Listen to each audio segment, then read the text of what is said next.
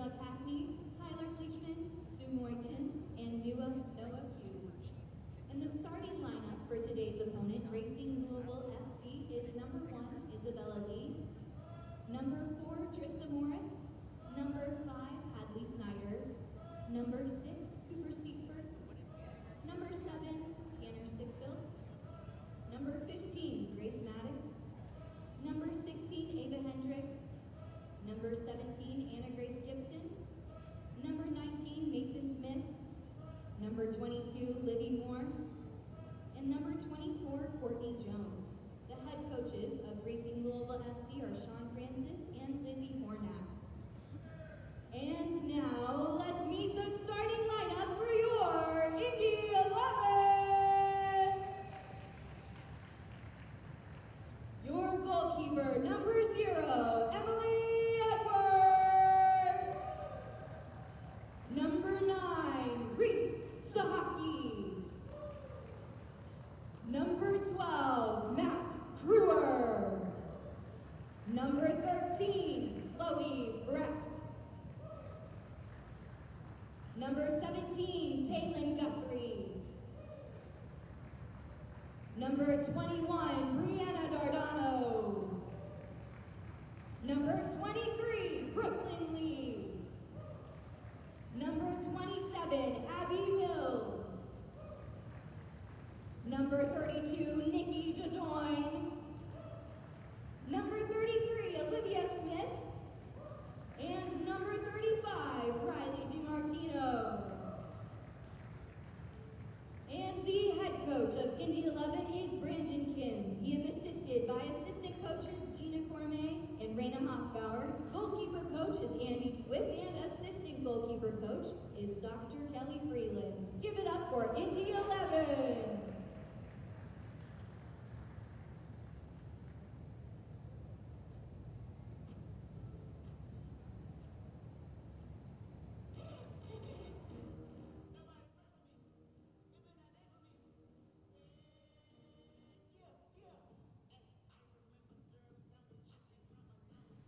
A very good evening to you from Hamilton County and Westfield and the Droplight Grand Park Sports Campus and the Community Health Network Event Center. It is time for USLW League Soccer on Sports Engine Play, and the ISC Sports Network is for a second and final time this season.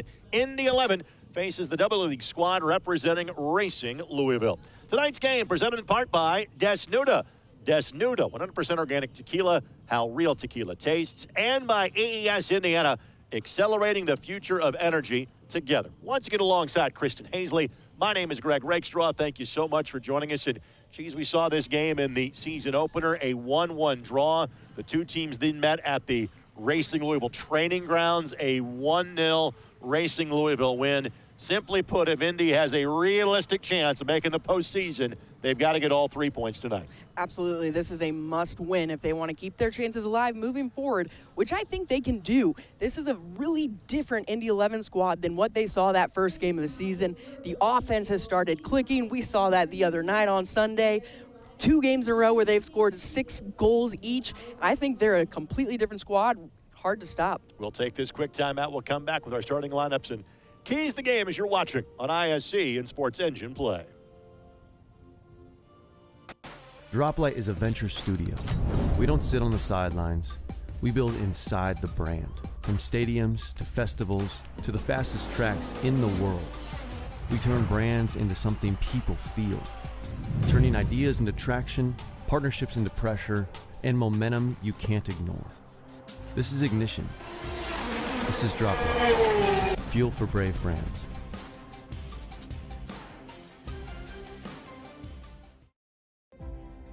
Deep inside you, there's a spark waiting to be ignited, a yearning for a real connection, something that truly moves you. Find experiences that stir your soul in our new Kentucky home, where amazing nature and authentic bluegrass inspire you, where world-renowned bourbon and horses wow you. Kentucky, find what moves you. Across the globe, billions share one passion, soccer. And here in the Hoosier State, that passion belongs to the Indy 11. fast-paced action, electric crowds, and a team that represents Indiana every time they step on the field. Make it 7 for Bruno Rendon. Chance to cue the smoke in Indianapolis.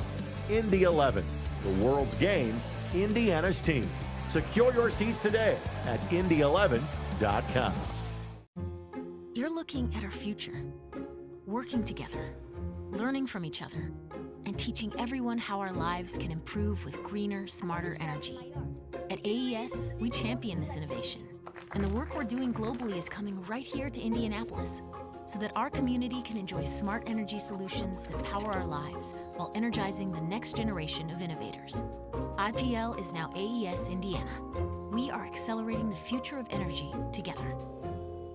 Minutes away from kicking this one off. Again, second match of 3 this week inside of the Community Health Network Event Center on the Drop Light Grand Park Sports Campus. Indy 11 versus Racing Louisville. Our starting lineups brought to us by your Central Indiana Ford dealers, a proud sponsor of Indy 11 soccer. And the story here is that Brandon Kim will trot out 10 of the same 11 starters against Dayton on Sunday. Part of that was because the game was so lopsided, and some of those players sat for a good chunk of the second half of that 6-0 win. Yeah, it was excellent strategic work by Coach Brandon Kim, and like you said, they came out and started and went on the front foot right away. They had the offense clicking early and never let Dayton get comfortable. That's going to be one of the important things going into tonight's match to go ahead and dominate Racing Louisville. Only change is Riley DiMartino is in. Cherry Yu is out. She left the match due to injury on Sunday night. Now these starters for the visitors in terms of Racing Louisville, and we won't go as in-depth with the Racing Louisville starters as we did with the Indy 11 starters, but frankly,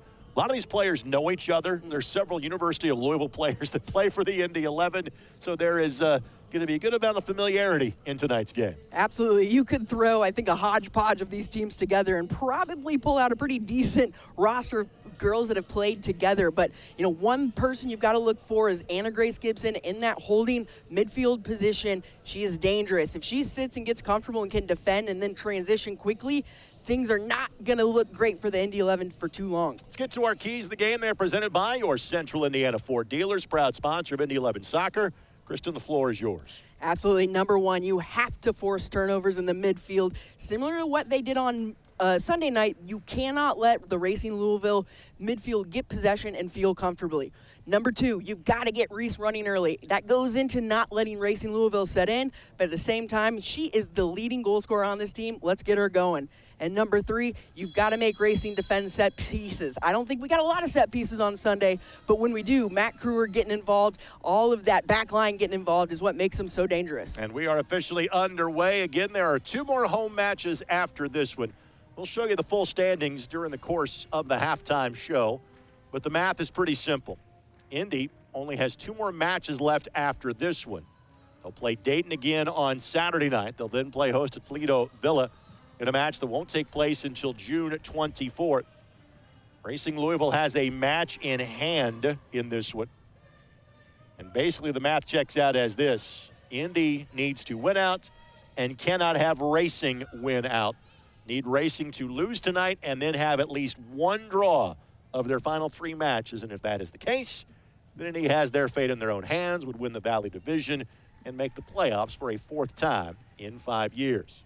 Yeah, and it's obviously not the best position to be in because your fate is out of your control, but in a season so fast and so quick, that's what happens when you don't come out starting fast and winning games right away, which I think is okay if you're able to make it to the postseason. Taylor Guthrie gives it a go and lifts it up and over the bar, but already, if not 2 shots on target, 2 balls played in and around the 6 in the first 80 seconds of the match. Good sign for Indy. Absolutely. You love that. They're going to go right to the forward press. We obviously saw a goal come off of that on Sunday, but same thing, forcing Racing Louisville into one side and not making it easy for them at all.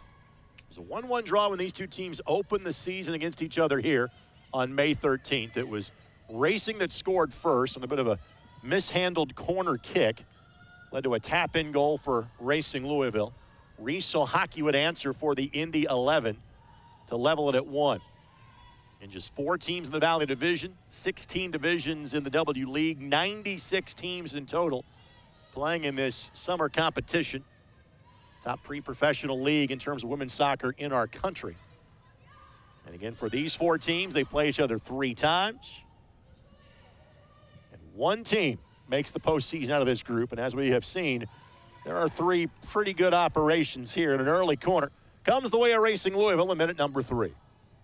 A nice job by Louisville there to kind of break the press and move things forward. Indy 11 was able to recover on defense. You hate giving up a corner kick, but you now see the speed of number 7, Tanner Strickland, for Racing Louisville.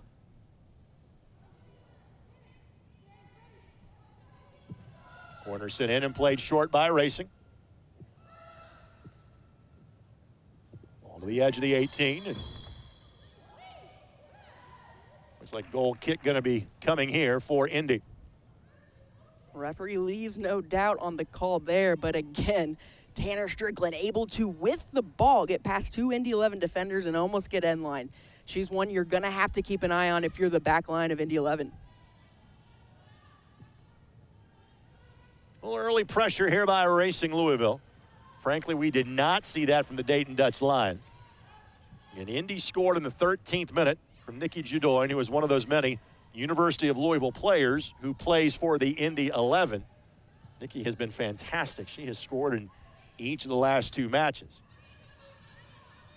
That Judoin has been such an added bonus for them. And opportunity here, Sahaki times it, Sahaki There up it and is. under the bar. Didn't take long for the Indy 11. The local product and Reese scores in minute number 4, and Indy jumps out to a 1-goal lead. I'm not sure that Reese was the intended target, but finished the run quite well. Ball finds her and just tucks it inside the crossbar. Yeah, let's take a look. It's a great ball forward there by the 11, and then Reese able to get onto it. Almost a toe poke there. Hits the underside of that post, able to get that spin back in, but a dangerous ball served in by Abby Mills is the key there. And how about Abby? Abby had the phenomenal assist on the Hodgson goal that were both, if not full bicycles, then both kind of blind looks in terms of pass and shot on Sunday. So give Mills the assist for the Indy 11. And it was thought maybe to be hard to top the start of Sunday. Indy 11 thought otherwise. This is truly a dream start for the Indy 11. They get that first goal. Reese gets comfortable, set in. That confidence, I think, is going to play a big role in tonight's match. And frankly, goals have not been plentiful between these 2 teams this year. This is their 3rd match. It's the 4th combined goal scored. Foul going to be called against Chloe Brecht, the Butler Bulldog, who has been a mainstay for Brandon Kim's team so far this year. This match is brought to us by Desnuda. Desnuda, 100% organic tequila. How real tequila tastes.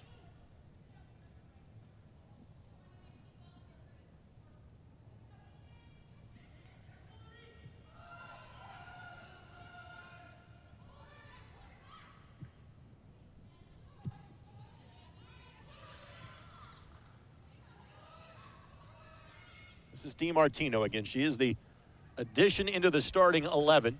We saw Riley in the second half of the match on Sunday.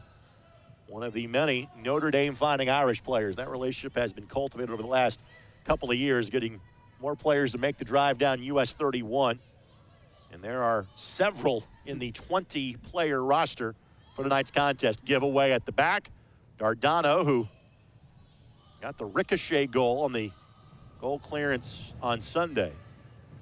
Want to make sure I give Drew Thompson some credit. He cited an example that I should have thought of. Other Indy 11 goals like that. How could I forget Drew Connor's brace with his face against the Charlotte Independents back in the day? Me being the negative guy that I am at the time of the Indy 11 gave up a goal in that fashion, and not the time they scored a goal in that fashion. It was from back in August of 2019. Dardano, a Louisville area player. Played at Xavier, but attended South Oldham High School and has played for Racing's W League squad before. So again, there's a lot of everybody knows everybody in today's match. Absolutely, especially when you throw in that club scene. That's even more so. Everyone goes to the same showcases, plays in the same leagues, that sort of thing. Interestingly, early on, though, it's the Louisville players that are finding that connection, as well as Abby Mills and DiMartino from Notre Dame. Well, with such roster depth, and we've talked about this for years for the Indy 11, again, years being a relative term, this is the 5th year of the league, and Indy's been a featured competitor all 5 years. You're seeing kind of the same 11 often trotted out. In other words, this group has played together for a month, and you can see those connections starting to form. Absolutely. Even if there's some changes here or there. I mean, we just talked about Ellie Hodgson came off the bench for her first minutes and scored 3 goals in that 45 minutes. There's just a cohesiveness that you have to credit Coach Kim with, probably on the training grounds, right? We talked about Soccer Saturday last weekend when you talked about the girls living together. All of that off-field stuff eventually finds its way to on-field performance.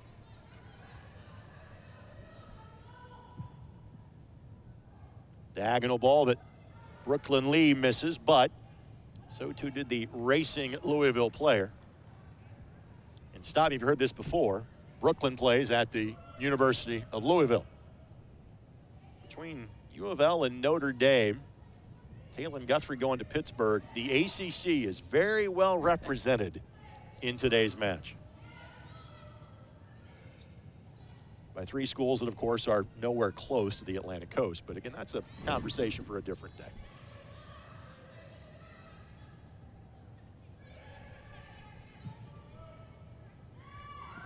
Long distance ball, but again, Emily Edwards out to scamper and grab that. The last 2 years as the starter at Purdue, did Emily. And great work early on, just a confident save there. And part of it is that spacing, figuring out the ball, figuring out how it's going to bounce off the turf this evening. It's a great first save for Emily Edwards there, just making it simple. So it's a one-player press that we're seeing from Racing Louisville. Clearly trying to force kind of Indy to a side and try to bisect the field. So let's talk tactics. What do you see in here, how Louisville's kind of trying to force the issue for Indy? Yeah, and you're exactly right. There is going to be one forward that steps forward and presses the ball. Their entire job is to keep the ball on one half of the field. From there, the midfield, and this is why we talked pregame about how important that possession in the midfield is. From there, the midfield is going to shift, find some of those spaces, and try and make that transition on. Now, early what we've seen is an early service diagonal across the goal, and that's coming from A.G. Gibson, A.J. Hendrick, that duo in the middle / back line as they move up and play. So Breck playing the right back position today. And Mills weaving her way through traffic. This is Dardano. Good spell of possession here from the Indy 11. Out of Matt Crewer, her second year of playing with this squad from Roncalli Royal, redshirted last year at Michigan State. Matt Crewer has been a massive part of the success that they've had through this season. She has been a constant and just consistent, reliable presence in that center back position.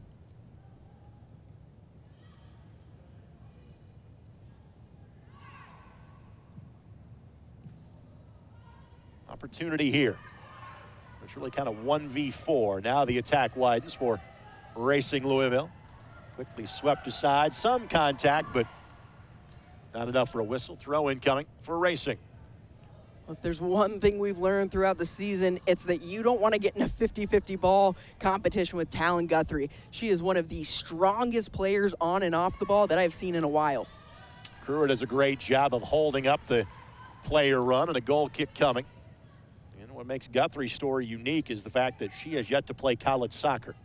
There's a handful of players like that on the Indy 11, but she is the one that you're seeing in terms of the rotation tonight. This season is over for the Indy 11. She'll head to Pittsburgh. Opportunity here for Tanner Strickland. Strickland draws 3 sets of eyes wearing blue and red. Grace Maddox. Now Hadley Snyder. Mason Smith with the ball at her feet. And frankly, this is one of the longer spells of possession so far for Racing. Yeah, you can see Risa Hockey there just trying to do similarly to what Racing Louisville is trying to do. Keep the ball in a small area on the field. Pounding ball kept in play by Racing. Switch of the attack. Brecht clears the 18. Cardano knocks it a bit farther forward. And Guthrie will wait for some teammates. Gets that assistance in DiMartino.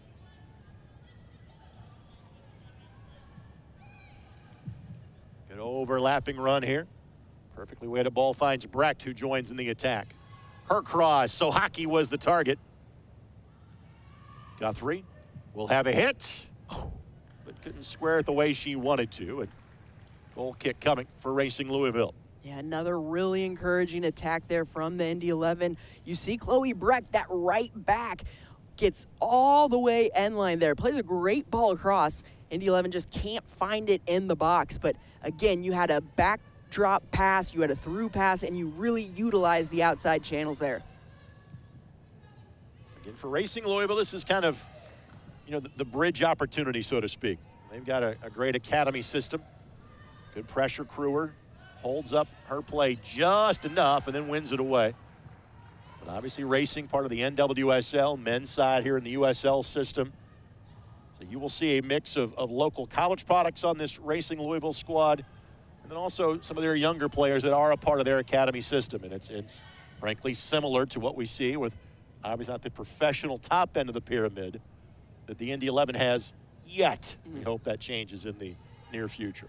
Yeah, and one thing Racing Louisville has an advantage on is you can draw from 3 large-ish areas, right? You've got Louisville, you can draw from Cincinnati as well. There's some former Cup players on this roster. And at the same time, we've got Evansville people on this team, Floyd Central players coming down to play club for Racing Louisville. DiMartino likes to play it wide.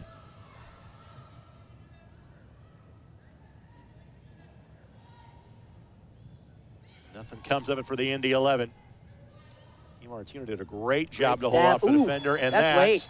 Well done by Chloe Brecht. And again, Chloe was third team All Big East at Butler. She's been really good for this Indy 11 squad this summer.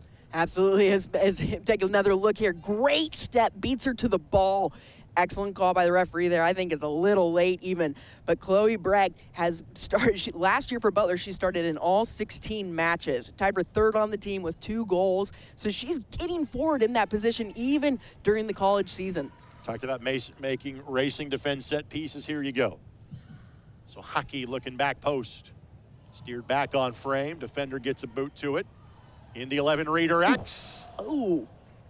Not out of the woods just yet. And now it will be a goal kick for Racing. That's what you want to do. Just as many scary moments for that Racing back line. And it's a good ball. It's a little deep. Matt Kruger does a great job of redirecting it back into the 6. And I thought there might have been a foul there. A little bit of a shove. Looks like it's Grace Maddox there. And obviously this early in the game, the referee's going to let some stuff go, especially on a corner kick. But something to keep an eye on is the physicality on those set pieces. Good quick build by Racing Louisville, but a better recovery by Brecht. A little contact there, but Indy maintains possession. No advantage played, but frankly no difference the way it plays out for Indy. And Risa Hockey to goal in the 4th minute. Much like Dayton on Sunday, Racing starting to grow a little more into it after a blitzkrieg start by the Indy 11. And Dardano draws contact. Fouled by Courtney Jones.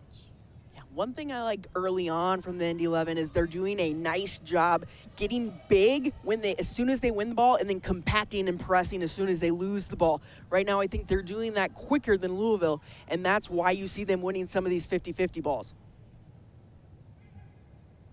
DiMartino.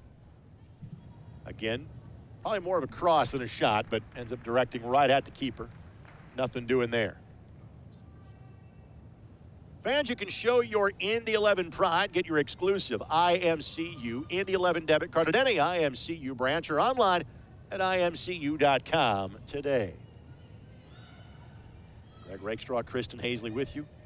Thanks to our ISC Sports Network crew, Charlie Hammock, David Kahn, Becca Kelly, Kyle Donlin, and Sierra Borkowski. This ball will trickle into touch for an Indy 11 goal kick. Right now, it's a battle almost of the back and forth of transition. Neither team really able to grab hold of possession, which for Indy 11, that's what you want. Racing Louisville wants to keep possession. They want to almost run this clock out a little bit on Indy 11. Whereas the 11, they just want to cause some chaos, get forward, and really try and catch that Louisville team off guard before they're able to set in.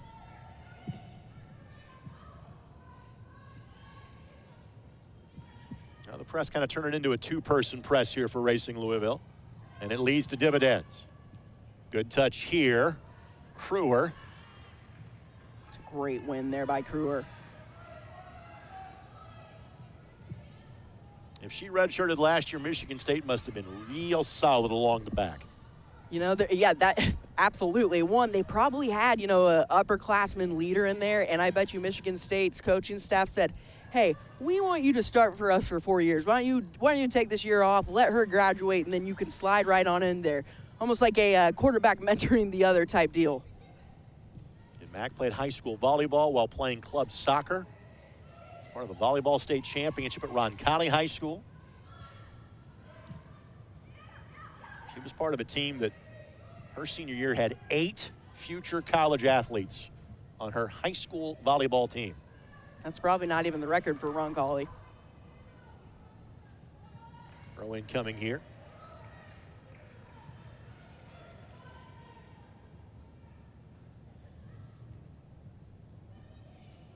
And credit Racing. The press has been effective. That pass intercepted and stepped into by Racing. But the back line so far has been up to the test for the Indy 11 when there's been a misstep in the midfield. And they've been tested frequently because, again, a lot of back and forth position. That means a lot of pressing and running back for defenders and mids. And this is match number 7 for the Indy 11. Offside flag goes up. First time we've seen that tonight. Coming against Racing. And Indy's goal differential is at 12. Now 13, counting this goal. Racing's goal differential is at 5. Indy 11 leads the Valley, 16 goals on the season.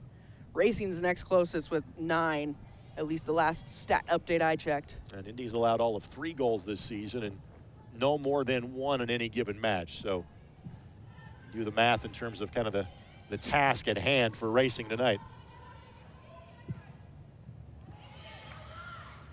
Those turnovers in midfield starting to add up a little bit here, though, for Indy. That's a little concerning for Coach Kim. Throw coming for Indy.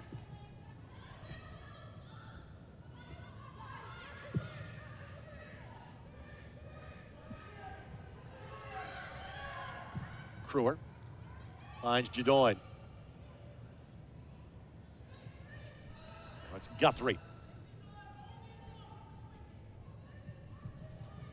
Great look. Tried to chip the keeper a little bit there.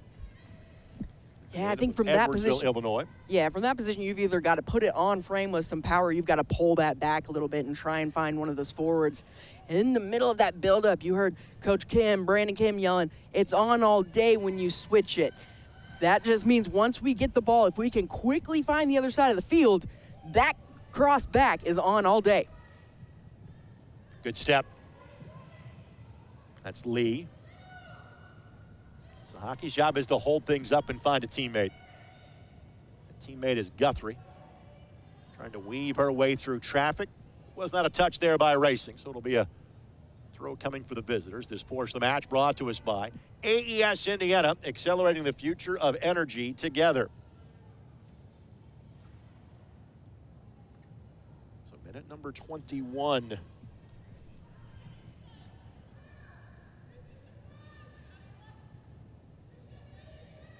He gets settled into this one a little bit. And a Reese hockey goal in minute number 4. Ball has been at the feet a bit more of Racing Louisville over the last few minutes. Really no threatening chances have come from it.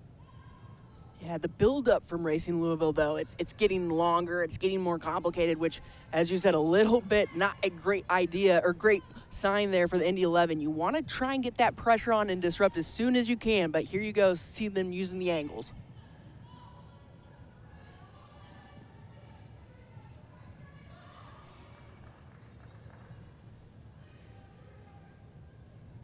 Step by Jadoin, got in the way there from the Indy perspective. Last time these two teams will see each other. He plays each of the other 3 teams in the division, their last 3 matches all at home. Dayton back here on Saturday night for a 7 o'clock kick.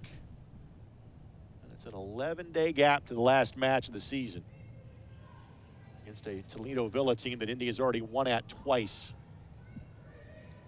It's almost a big trap game there, right? You beat them twice. You've got this long layoff. That is definitely a need to win for Indy 11. They've got to really maintain focus through the next week and a half. No foul called. Contact going both ways.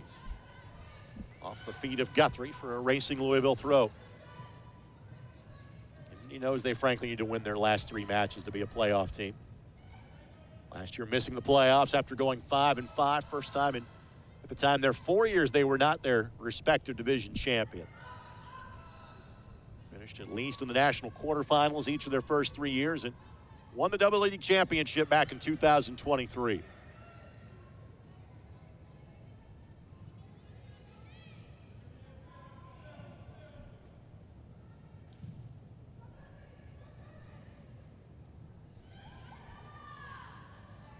Krista Morris holding off Jadoin. And Kruer wins that ball away. And Edwards, not the best of touches, but doesn't come back to bite her just yet. No, but that is worrying. That's not the first time we've seen her do that. If you're uncomfortable with it at that point, if you don't have an open player, kick it long, kick it far, kick it wide. Here's Brecht. Has an option wide and plays DiMartino. But DiMartino had just drifted past the high line, being kept by Racing, and the offside flag goes up against Indy. Great idea and combination there to get DiMartino forward. If you watch Racing Louisville, everything is connecting because of Grace Maddox and AJ Hendrick in those 2 holding midfield positions. They're connecting everyone else on the field, switching it quickly, and starting to win 50-50 balls in the midfield as well. Racing subs start to go loosen just in case. We did see kind of an injury sub in both directions in the match on Sunday. Good looking ball here, asking for a handball, won't get it. On the cross, nobody's sitting back post. So we got a little time. I'll tell you the reason why no handball is that even if it did hit a hand, it was an arm that was tucked into a side, and it was directed that way by the player. Guthrie, foul called, probably better off. That pass was not going to get through. So Jadoin is fouled, and allows him to kind of reset the attack here in minute number 25. Yeah, Jadoin right now, you see how deep she's coming into that formation and try and get the ball and combine forward. That's fine for her to come back. She's great on the ball. She can pivot like we just saw. I think she's actually strong on those 50-50s too. Brecht, DiMartino. DiMartino on the cross, right idea. Just put it a little too far in front of Brecht. Yeah, that cross comes just a tad bit early. Those attacking midfielders, forwards, not quite able to get to the back post and front post yet. If she can square that up and hold it for just another second or two, I think she's got a target in the 6. Cooper Stiefvater was the intended target there for Racing. She is one of their younger players in the rotation tonight. Just 17 years of age. She's the one that had the game winner against us down in the matchup in Louisville. And she's another impressive scorer when you look at the stats. An encouraging player for them and one that they're happy to get playing in this pre-professional league.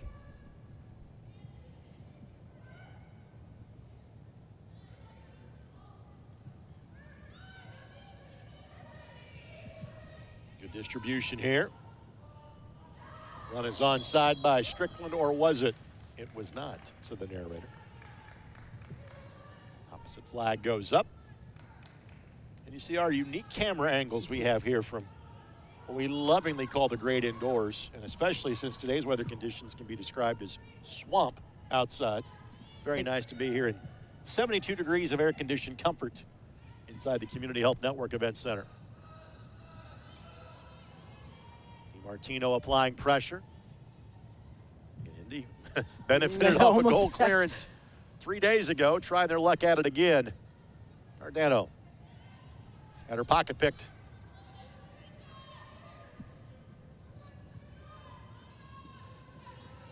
It's Courtney Jones on the takeaway. Good pass here. Smith gave it a go, but didn't have the proper angle. Well, to Racing's credit, they've been the better side the last 10 minutes or so. However, really haven't generated a shot out of said possession just yet. I would agree with everything you just said there. They've really taken control of the possession. Indy 11, when they do get possession, they're going quickly, which is fine. You want to counter right away. But at the same time, you'd like to control the midfield. We're used to seeing, Matt Kruer connect with Chloe Brecht and move it forward. We haven't seen that this half at all. Well, to be blunt, these are two professional operations. It's a pre-professional league. But these are two groups that have had pro soccer since 2014 and 2015. So there's kind of a standard and a level you expect from these two that is being displayed here. And as was the case in the first two matches, not much is separating the two. It's a great point. It's almost like seeing that they're just dueling back and forth at this point. Both game plans seem very similar. Have we hit Spider-Man gift territory where we see each other? I think we're getting close, yeah. Here's Brecht. Really no window there. Brecht tried to blast her way through. Worked for Sophia Smith last night.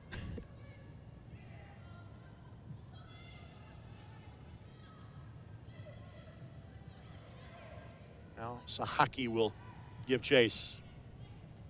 And think about Reese Sahaki right now. When you see her flying around, the amount of work this must take. You see her chasing her now, trying to force, which she's doing a great job of.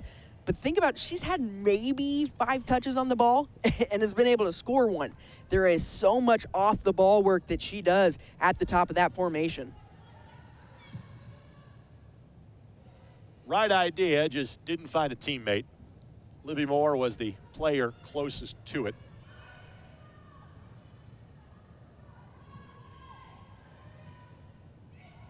He controlled the possession first 10, 15 minutes.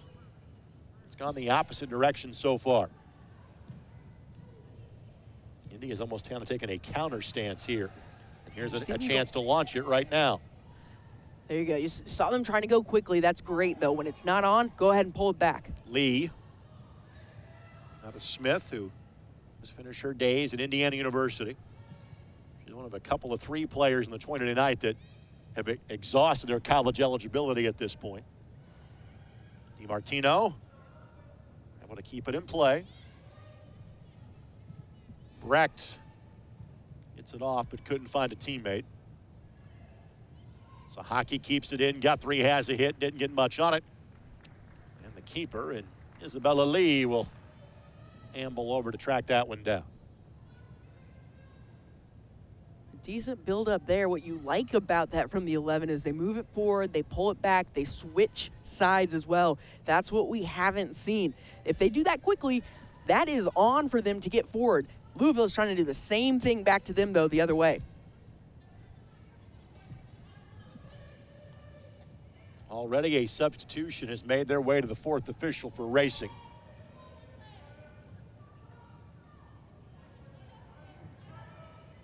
Trista Morris is going to exit for Racing.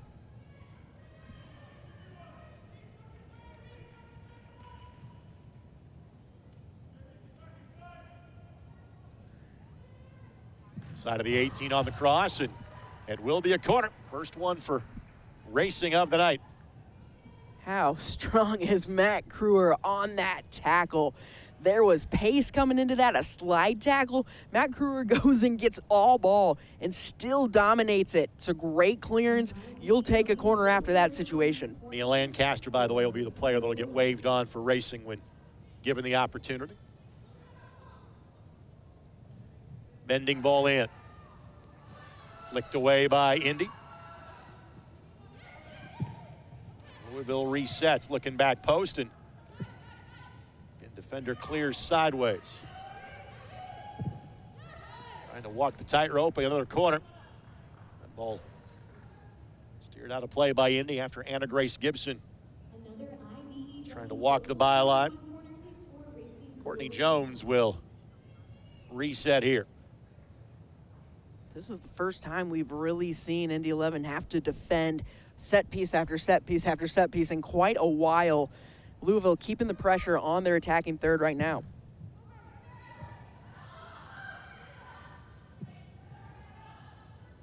To be blunt, there wasn't a whole lot of final third defending Indy had to do on Sunday. And again, that's against the team that was leading the division at the time. Indy has been in a defensive posture for the last 15 or so minutes. Hadn't been backed up against their own goal until right then. Yeah, I mean, just look how deep Hockey is. Brecht is on. Charges forward. Brecht waits for a teammate, cuts it back. Jadoin trying to pull it back, but just could never get a window. Yeah, and she had Sahaki coming in a great delayed run, and she was trying so hard just to poke it to her left. Sahaki would have had a nice look at the net.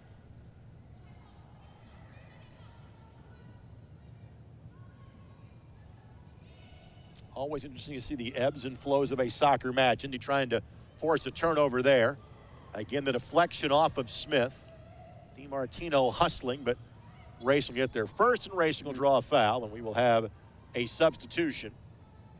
At least we should. No substitution offered yet. This match is brought to us by your Central Indiana Ford dealer. Visit your local Central Indiana Ford dealer today. And with that, the sub now will be waved on. Again, all of our substitutions are brought to us by Desnuda.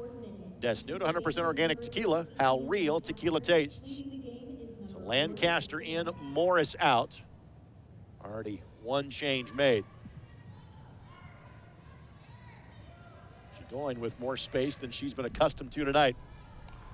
Thought Sahaki was going to go the other direction. I think that's a smart substitute from Racing Louisville there. You've had possession, get some fresh legs up top. Kruer gets in the way of that.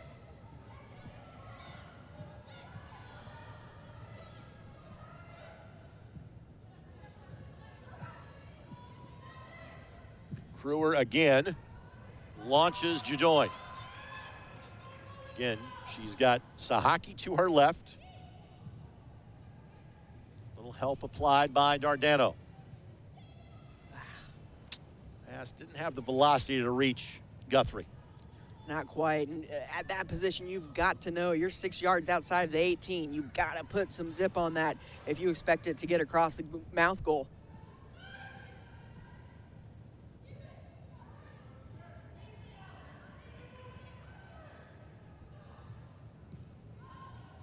He goes all the way to the back for a bit of an extra spell of possession here. And right now, Louisville dropping off of that high press. Just slowly they'll come and try and force Edwards.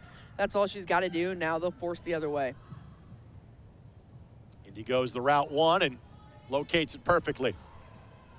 Lee.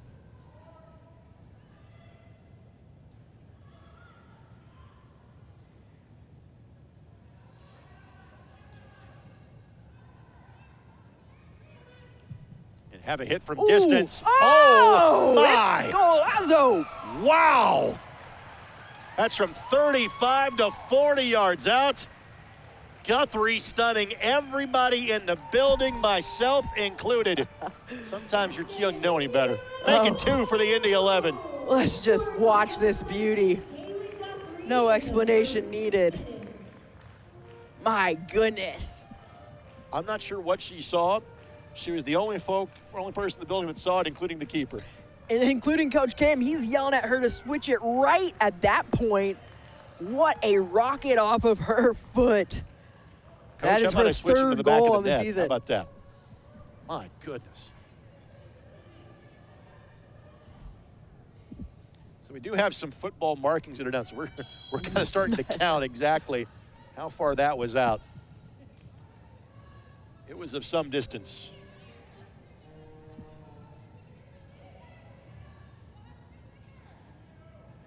For those that are watching from the Racing Louisville perspective, this is the primary indoor home during training camp of the Indianapolis Colts. This is the last year they're going to hold training camp here and not just at their complex on the northwest side of Indianapolis. So hence why the football line's already down to some degree. Obviously a multi-sport complex here. Because if you stepped outside, A, it'd be 20 degrees hotter, but B, you would see thousands of baseball and softball players playing summer ball as we speak. Absolutely. Probably a little bit of lacrosse, some soccer mixed in as well. They've always got something new going on Always out there, too. something. Ooh, so hockey, a great pressure there. Almost gets it. So really, you'd almost say against the run of play, Indy gets a second. Absolutely. And Talon Guthrie, again, she has worked so hard this half. We've seen her in the midfield, winning 50-50 balls, winning tackles. We've seen her recover the back line, and now we've seen her get forward in the attack. She has been spectacular this first half. Well, one of the most common phrases in soccer is the most dangerous lead is a 2-goal lead, and I'm a firm believer of that. However, this is where I will point out, Indy has not given up more than a goal in a match this year.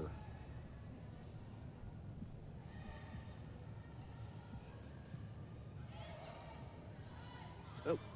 No foul? I guess not. Player remains down behind the play for the Indy 11. That's Dargano. That's a little slow to get up, but well, she's moving back closer to full speed. In this sports, this match is brought to us by our friends at AES Indiana, accelerating the future of energy together. Brecht slots it perfectly for DiMartino. DiMartino plays it in. Brecht takes a tumble. Great win. Dargano's still not at full speed. She may be not long for this one. And we talked about this on Sunday. Knowing you've got college seasons to get ready for, you tend to take things pretty cautiously from an injury standpoint. Absolutely, especially when you have the depth that Indy 11 does on their bench. Just a depth of talent, a depth of position, and I think they would all play cohesively no matter who you put in. Brecht again. DiMartino. Sahaki holds off her run. Good secondary run by Jadoin. Just couldn't keep it below the bar, but again, the connectivity of this team is really fun to watch. Absolutely, and that one, I love it. You just came forward the same combination down that right side, and you put the cross on the ground. You come right back again. Look at this cross by DiMartino, and then the delayed run by Jadoin. You can't have everyone going into the box at the same time, and Jadoin really understands that playing with Sahaki.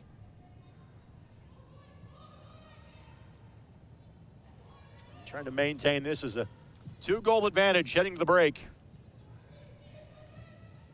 2 home matches in 4 days. They had outscored the 2 teams in front of them in the division 8-0.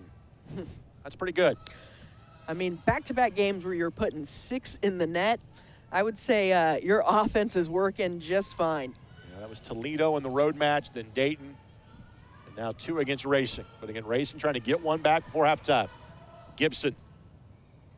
Good combination. Indy not out of the danger just yet. And DiMartino does the wise move and just blast away back to midfield. Of course, this match is brought to us by Johnson Controls, the power behind your mission. Great defending right here by the 11. Clean tackles, really just getting there a step early. Now it's can you win it and try and keep possession.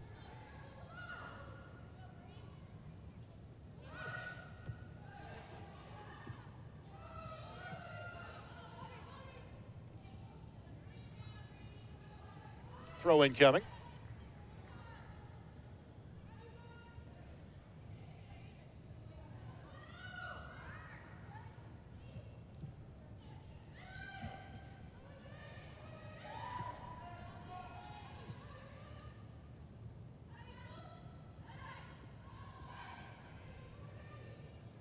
Credit Racing. They have forced some giveaways in the midfield in tonight's match.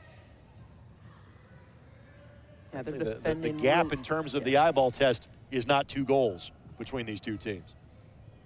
Yeah, that's spot on. I mean, early on, you get the one right off the rip. And then, like you said, that second one just honestly really against the run of play. Louisville has done a nice job defending as a unit.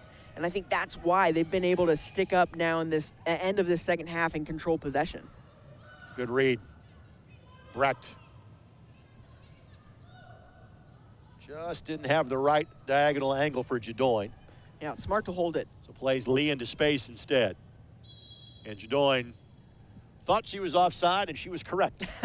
And because she made a move towards the ball, that was enough for the flag to go up.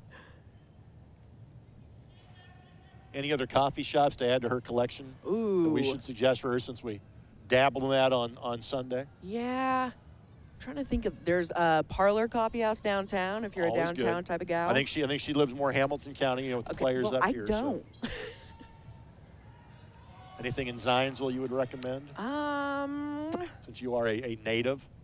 There used to be a great coffee shop called The Percolator on Pine, but it hasn't been there for years, and I'm not sure what's in downtown Zionsville these days. We'll work on that. Okay. Ball takes a turn, Edwards. That wasn't played intentionally. She could go track that down. And Not frankly, really. Edwards has not been overly tested in this match. And she's part of a ridiculously strong goalkeeping core. To her, known a reason. Giveaway here. Opportunity here. Edwards gets big. Not done yet. Set. Blast away. Yeah. Edwards got a piece. All right, she's been tested now. Corner coming for Racing Louisville. Look at that.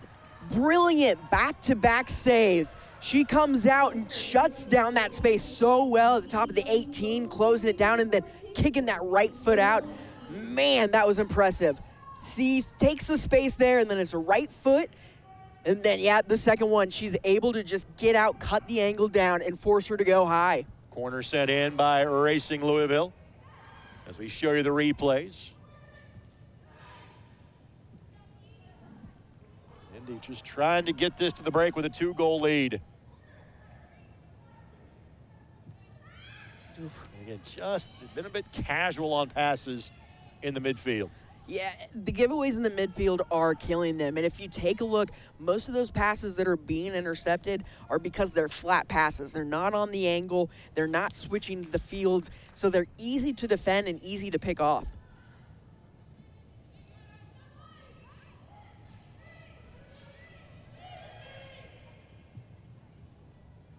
Dano just leads Jadoin a bit too much. Take a look towards the fourth official and see exactly how much time there will be remaining. He scored in what was 3 minutes of added time on Sunday against the Dayton Dutch Lions. The team they will play again coming up on Saturday night at 7 o'clock, as both the Indy 11 men's and women's matches are played simultaneously on Saturday. 1 minute of additional time. Another hit. This one steered wide immediately. I like it. Not a bad look. You're at the end of the half. Jadoin hasn't had that many touches on the ball. Why not take a rip? You saw one just go in a few minutes ago. She's definitely got the ability to finish that. I get the feeling Racing's going to make a handful of changes at halftime. Just kind of watching some body language of players. There might be a line change incoming. Kruer. Good shoulder-to-shoulder takeaway by Racing. That was the work of Courtney Jones. Closing moments of half number one. Breckman want to go ahead and have a hit here at some point in time if she can find a window. We'll glance toward our center, who simultaneously glances toward her wristwatch.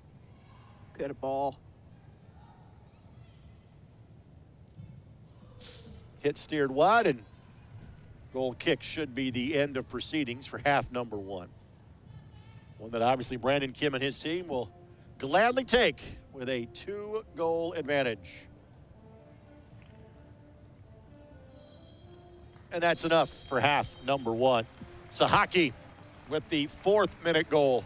Guthrie with the world-class hit from 35 plus.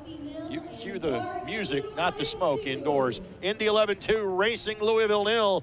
A special guest will join us when we come back as you're watching USLW League Soccer here on Sports Engine Play and the ISC Sports Network.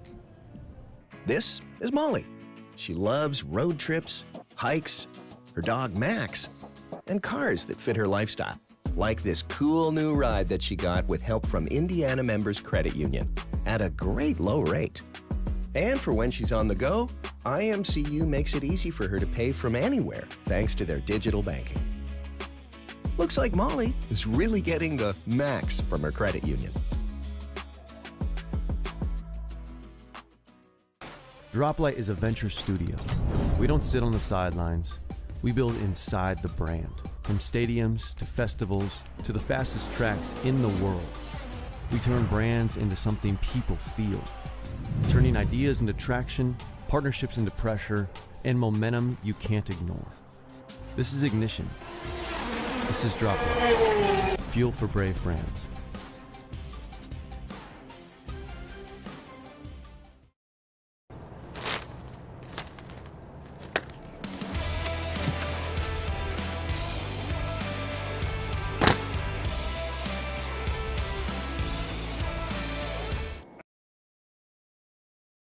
Owning a home can be complicated. Why? Oops. How am I going to explain this to your mother? She hasn't even been gone 2 hours. You know what? I'm just going to call him. Pros for over 80 years. You're looking at our future, working together, learning from each other, and teaching everyone how our lives can improve with greener, smarter energy. At AES, we champion this innovation. And the work we're doing globally is coming right here to Indianapolis, so that our community can enjoy smart energy solutions that power our lives while energizing the next generation of innovators. IPL is now AES Indiana. We are accelerating the future of energy together. Well, welcome back to our broadcast booth. Greg Rakestraw. If you're an Indy 11 fan, this gentleman does not need an introduction. He looks the same as he did 5 years ago, and he was the head coach of the Indy 11 men. These days, he's on the staff of the Notre Dame women, and part of this great connection we have between Fighting Irish women's soccer and the Indy 11 women. It's Martin Rennie that joins us now. It is good to see you again. How have you been? You too. Yeah, I'm doing really well. It's great to be out watching some soccer. Nice to see you again. It's been a little while, so thanks for inviting me out. Of course. And first of all, tell us, because your pro experience was extensive. Major League Soccer, South Korea. You coached in Scotland, I know, briefly. Mm-hmm. How'd you end up going from coaching American men's professional soccer to a very high level of women's college soccer? Yeah, it wasn't really something I planned to do, but the head coach at Notre Dame is Nate Norman, who used to play for me a number of years ago, and we've kept in touch. And actually, when he was looking for someone to come and help him a few years ago just for one semester, I ended up enjoying it so much that I'm still doing it. This will be about 5 years later. And so, yeah, really looking forward to the season coming up. And really, I've learned a lot about college soccer in general, college sports in general, and certainly women's college soccer. You know, we play in the ACC, which is a fantastic division. We kind of think that the ACC for women's soccer might be one of the top leagues in the world. And yeah, we've had some fantastic players come through our system, and we're really excited to have some of them showcasing themselves here for Indy 11. I'm fortunate that I've got great friends on both the men's and women's basketball staffs at Notre Dame, and they rave about the place. What has your experience been like on campus up in South Bend? Yeah, absolutely. It's one of those places that kind of sucks you in a little bit. Once you're there, it's hard not to enjoy it. Just fantastic people, obviously a beautiful campus. They take great care of it. And yeah, I've just, found myself in a situation where I'm enjoying it to the extent where why chase something different when there's a lot to enjoy there. And definitely, if you've never been there on the day of a football game, it's really, a sight to behold, because you have just a packed campus, all these people tailgating, and then of course fantastic football as well. So although it's not the football I grew up with, I've learned to love it and made it out to quite a few games. Well, back to the team you grew up rooting for in a second. We'll get there eventually, but as it relates to being here tonight again, Riley DiMartino, Abby Mills, we'll see. We think Miss Hodgson, Miss Hat-Trick in the second half off the bench of tonight's game. Why has this partnership been so good between you and Brandon Kim and the Indy 11 women? Yeah, so I think it goes back a few years. Believe it or not, a number of years ago, Hal Hitchfeld, who played for Clemson, she was someone who I'd played against, and I told one of the coaches about her and said, you really should get her, and she's turned out to be an amazing player. But last year, Ali Pinto came and played, and she was someone who we saw who had a lot of potential, but she wasn't necessarily starting or getting a lot of minutes on our team. But she had a really great summer, and coming back in to last fall, she ended up being a really key player for us. And so we saw the benefit even more of the partnership. And this year we were able to get 4 or 5 players are on the roster, and they've not all been able to play as yet. But I think Abby Mills has got 3 assists in the last 2 games, or game and a half. and Ellie Hodgson didn't play for long last game but scored 3 goals, and she's someone who doesn't need a lot of minutes to score a lot of goals. It's actually a really incredible quality that she has. Sometimes she'll come on for a short space of time in her games and still score. I think in her freshman year she was the best goals per minute player in the whole country, so it's great to have her out here, and it's really been something that's allowed our players to keep playing high quality games, be near campus and come down and play. So I hope it's something that we can just build on, and as the experience grows, more players will I'm sure want to be a part of it, and maybe even can get out earlier in the season and stay right till the end. Well, frankly, as you can tell, Martin and I have the gift of gab. We could keep this conversation going for a long time. Only have so many minutes at halftime, so I get one final question. Again, what's it like to be back in this building where you trained and played preseason friendlies? What's it like being back here at Grant Park? Yeah, it's awesome. Obviously, Grant Park's one of the premier facilities in the whole country, probably in the world. One of the first ever games I coached for Indy 11 was on the field right here against FC Cincinnati. Yeah. And we'd only had a few days of training, and this game had already been scheduled, so we felt a responsibility to play it. But no, it brings back lots of happy memories. Great time with the Indy 11. Really excited to see both teams doing so well right now, and obviously the great connection into the community with the youth team. So just love to see it growing and look forward to seeing it grow more in the future. Folks, the man that has the current record, Sean McCauley is close, but the current record for most matches coached in the history of the Indy 11 is Martin Rennie. It's great to see you, buddy. You too. Thank you. Good luck in the coming fall. And by the way, Martin is still a native Scot, does have World Cup tickets, has family in town. He's fired up for the World Cup coming up. Again, Martin Rennie kind enough to join us. Kristen Hazley rejoins after this short timeout. At the break, it's Indy 11-2 racing Louisville 0 as you're watching W League Soccer on Sports Engine Play and the ISC Sports Network. Droplight is a venture studio. We don't sit on the sidelines. We build inside the brand. From stadiums to festivals to the fastest tracks in the world. We turn brands into something people feel. Turning ideas into traction, partnerships into pressure, and momentum you can't ignore. This is Ignition. This is Droplight. Fuel for brave brands.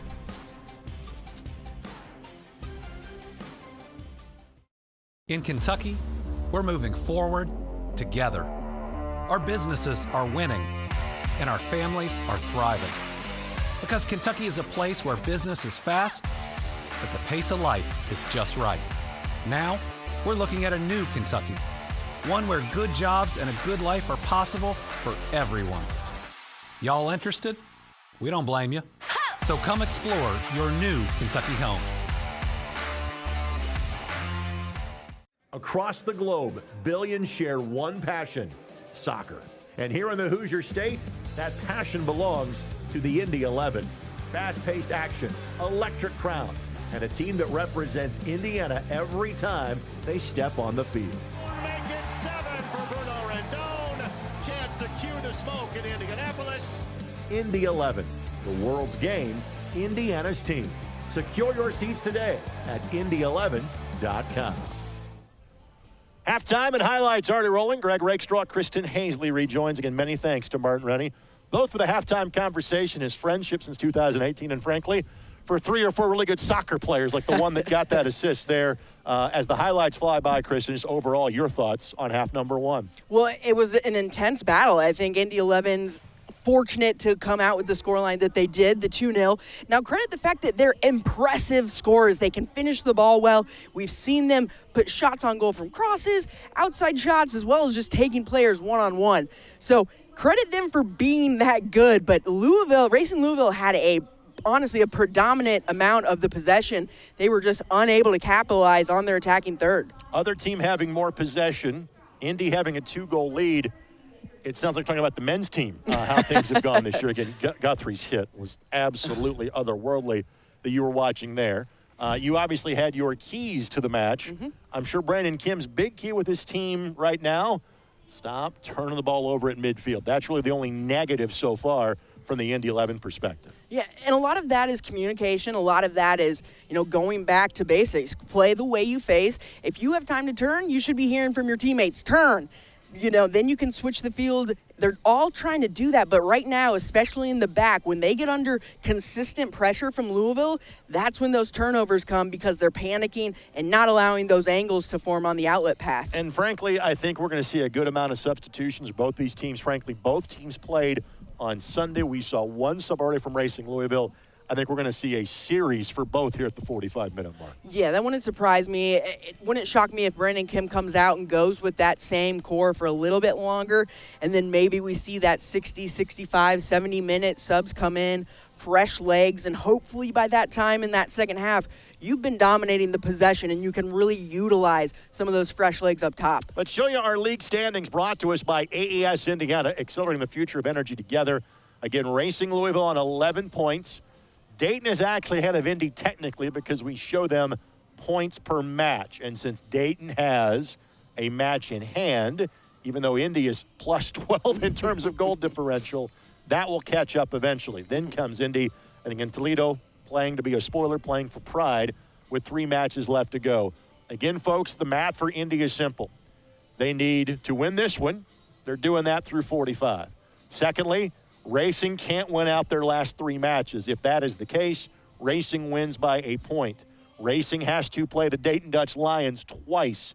If they were to draw or lose one of those matches, then it's in Indy 11's hands. If they went out, they'd be the division champs. Yeah, and first thing you've got to do is win out, right? Control what you can control. But I like the Dayton Dutch Lions playing twice against Racing Louisville. Obviously, Indy 11 had a great scoreline against them on Sunday, but I think those back-to-back creates an interesting opportunity for both sides against Louisville. 3 changes inbound for the Indy 11. We'll tell you about that when we come back. Second half action from the Community Health Network Event Center and the Droplight Grand Park Sports Campus when we return as you're watching W League Soccer, doing so on ISC and Sports Engine Play. Droplight is a venture studio. We don't sit on the sidelines. We build inside the brand. From stadiums to festivals to the fastest tracks in the world. We turn brands into something people feel. Turning ideas into traction, partnerships into pressure, and momentum you can't ignore. This is Ignition. This is Droplight. Fuel for brave brands.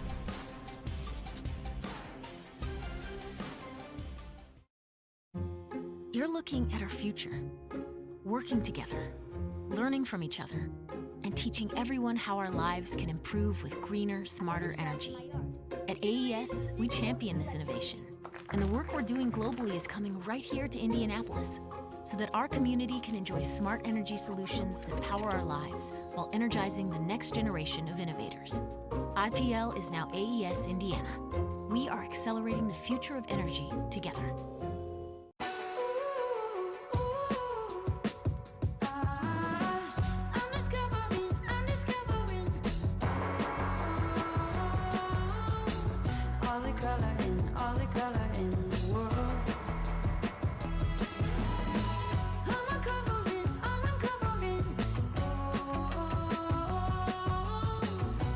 Bring color to life with the very best paint, only at your Sherwin-Williams store. This is Molly. She loves road trips, hikes, her dog Max, and cars that fit her lifestyle. Like this cool new ride that she got with help from Indiana Members Credit Union at a great low rate. And for when she's on the go, IMCU makes it easy for her to pay from anywhere thanks to their digital banking. Looks like Molly is really getting the max from her credit union. All right, so a slew of changes again as expected with the quick turnaround. And again, from the Indy 11 perspective, they're basically playing 8 times in 31 days to start the year. Then they kind of have that match that's off the back 11 days later. So got to have great squad depth. Hodgson in for Sohaki up top. Those two combined for 4 of 6 goals on Sunday.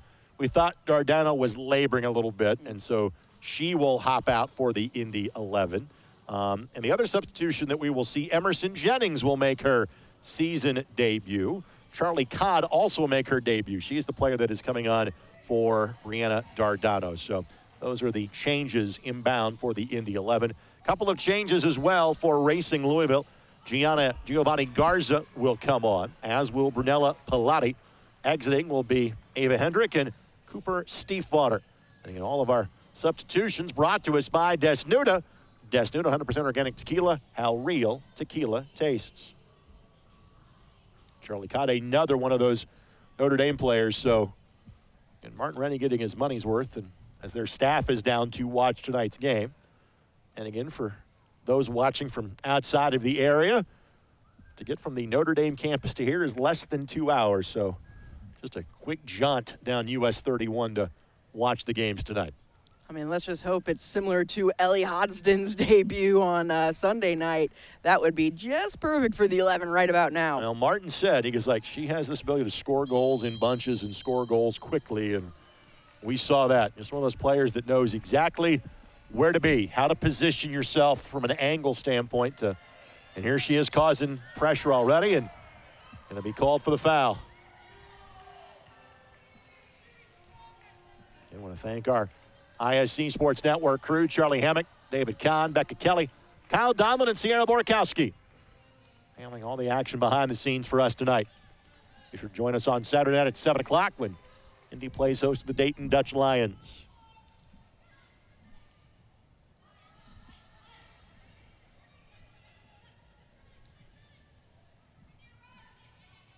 Both teams have used 3 substitutions, another giveaway at the back. Indy's just been a bit too casual with the ball at times. Now Guthrie wins it back. Oh, great find there. Cuts it back to find DiMartino. And DiMartino playing with those 2 college teammates, knows exactly where to go. Codd holds up, Hodgson's off. Yeah, that's a tough part about coming on and during the halftime. Your first touches are live pretty much, trying to get that timing down, especially with players. I mean, again, this is Hodgson's second game out there for Indy 11, so that timing, obviously training has been there, but it might take a moment. Charlie, a senior to be at Notre Dame from Waco, Texas. Codd had 4 goals and 4 assists for the Irish a season ago. Part of the all-freshman team in 2023, part of the all-tournament team last year.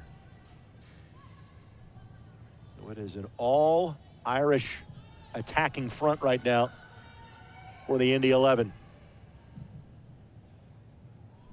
In fact, 4 Notre Dame players in total in terms of the 10 field players currently. Just a bit of a stumble.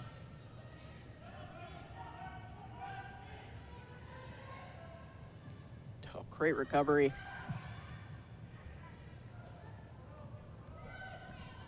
Emerson Jennings out there as well. Opportunity here inside of the 18 and couldn't sneak it past the keeper. Just getting a hand extended was Isabella Lee as DiMartino tried to beat her short side. Lee was up to the challenge. Corner kick coming. That's a great find here by who else but Talon Guthrie. Finds the angle. Lee doing a nice job to get back down to her near post and make the save, but it's the angle and the run there by DiMartino that is just brilliant, setting up that opportunity. So going to give you an idea of the colleges on the field for the Indy 11.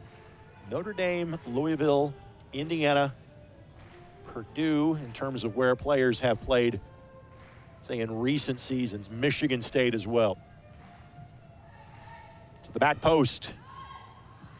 Headed down, but couldn't get through the series of bodies in between said player and the near post. Great turn by Codd. Can she get back to it? She forces pressure. And it will be a corner coming. So the opposite corner flag we go. I love the pressure early on that the Indy 11 front line is putting on this back line. We didn't see hardly any set pieces in the first half for the 11. And here I just love the aggressiveness. Keep that back 3 from being able to settle in. If Indy can keep doing this every 45 minutes, bringing in a line change up top, they're going to be awfully difficult to beat and make it a 3rd successive corner inbound for the Indy 11. Looks like Talon Guthrie's going to go out and take this one. After seeing her shot, I'm like, just get somewhere in the 6 and let her ping it off you. Could be Olympico time here for Miss Guthrie.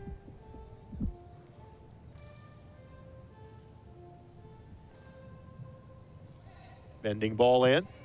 Clears everybody. Good work by Brecht. And again, earns a corner. Good hustle. And Grace Gibson not happy about it, but I think it's the correct call. I mean, credit Chloe Brecht for being that far up. Obviously just had a corner, but recognizing the importance of winning that tackle right there. Let's call this our fly on the wall cam. And we got some unique and tight angles here inside the Community Health Network Event Center. Headed down, but out on target, and finally a reprieve for the Racing Louisville defense. And it's another great ball in by Guthrie. She pulls that one back a little bit. The first one is very deep, and it looks like it was maybe to join, getting on the back of that. Again, you like seeing the contact just a little bit wide. This portion of the match is brought to us by AES Indiana, accelerating the future of energy together. Just trying to shepherd that one out. I kind of look like the Winter Olympics watching the curling stone just inch its way towards shot rock. Foul whistled against Racing Louisville.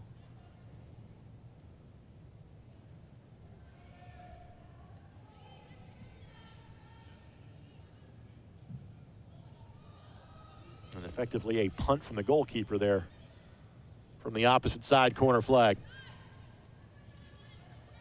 Indy has allowed 2 goals in 2 previous matches to Racing. 1 goal in their first match against Dayton. Other 3 matches have been clean sheets. Great tackle. Perfectly timed tackle. It will be a corner, but it will not be possession inside of the 18 for Racing.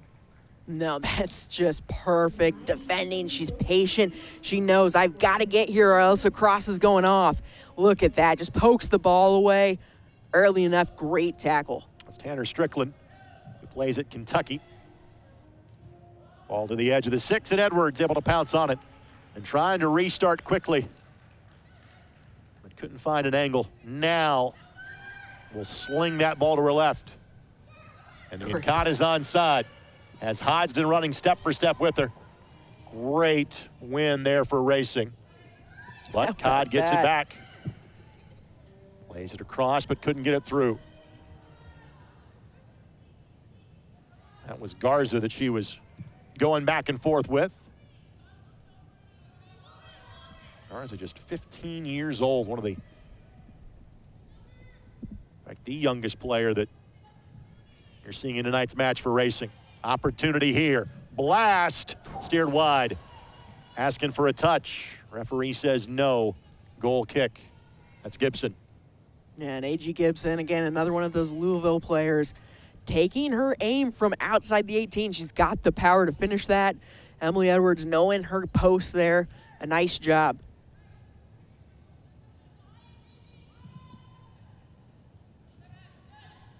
Here's Jennings. Jennings, like Olivia Smith, local product that has used her college eligibility, played 4 years at the University of Louisville, the former Garin Catholic product. 21 matches and 16 starts, 4 goals and 4 assists for U of L this year.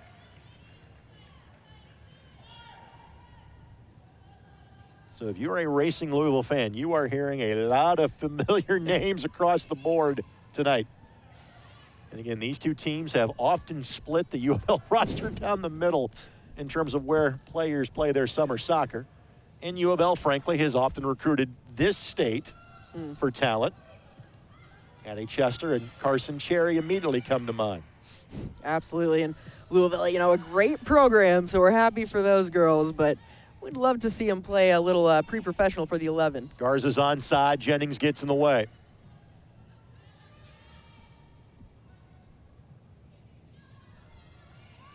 Jennings from the same high school as Indy 11 stalwart and all-time men's matches played leader, Cam Lindley.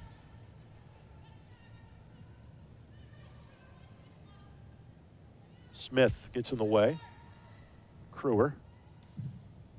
And Edwards, I think, makes the wise decision. Just hit that ball to midfield. Yeah, again, we talked about that in the first half, just knowing when it's time to get it out there, relieve some pressure, and knowing when it's time to connect, either with the defender or a midfielder.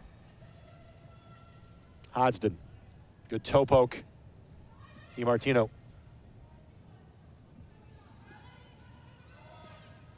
Has to go back to her right, but will split two defenders on her left. Can she get across away? No. Just runs out of real estate.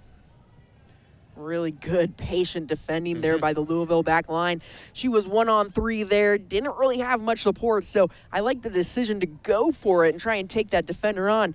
But she did just a nice job of just shepherding her at that angle. She had no chance to get across off. Yeah, that's good on good in both directions there. Absolutely.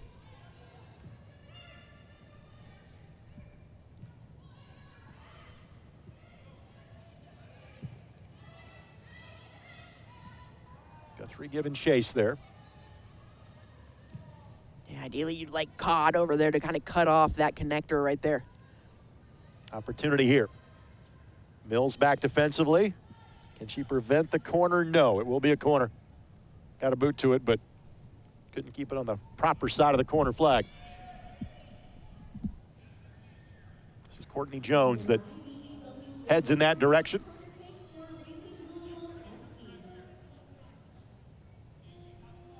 Indy 11 definitely has the height advantage here on the defensive end. It's just a matter of finding the ball. 6 inside of the box for Racing. All the way to the back post, headed down.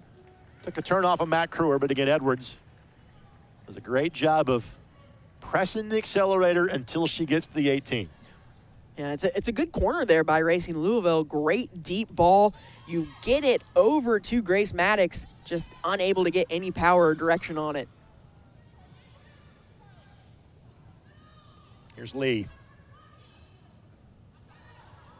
Throw in coming for Indy.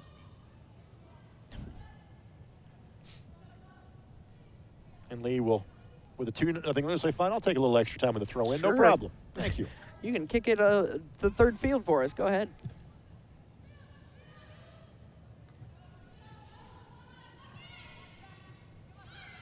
Good Great win.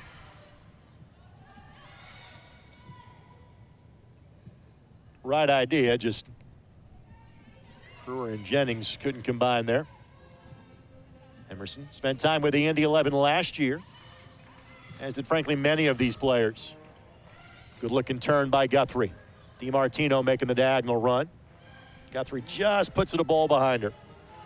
Right idea. Yeah, you love the switch there. You love relieving it from that left to the right. Guthrie, right idea, just a little bit late on that finishing touch.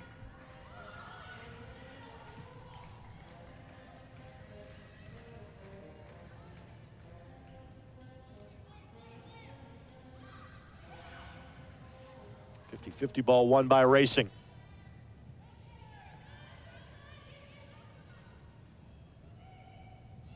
Good leave here. No window for a shot just yet. Now it is taken and could not be maintained on frame. Yeah, that one made me a little nervous there. You see Tanner Strickland starting to get some touches on the ball, very strong in the midfield with it. And then just a little bit of a lack of urgency to try and cut off some of those drop passes there. You'd like to see just a touch there wide and you ruin the attack.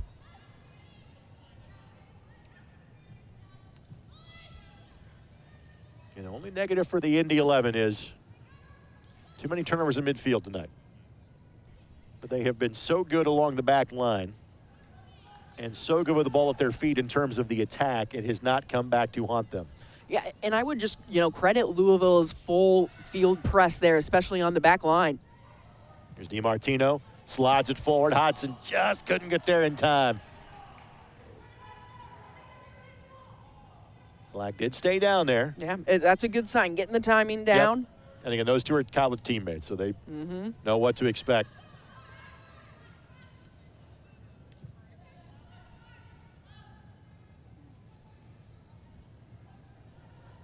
Here's Mills. Codd the target. I think Codd was concerned that she was off and kind of checked up her run just for a moment. This is where I think Louisville has been a little bit better than the Indy 11. It's just in this forward press. We're a little bit late to rotate over and take away this passing lane here. Great work there winning that touch, but that's what we need more of.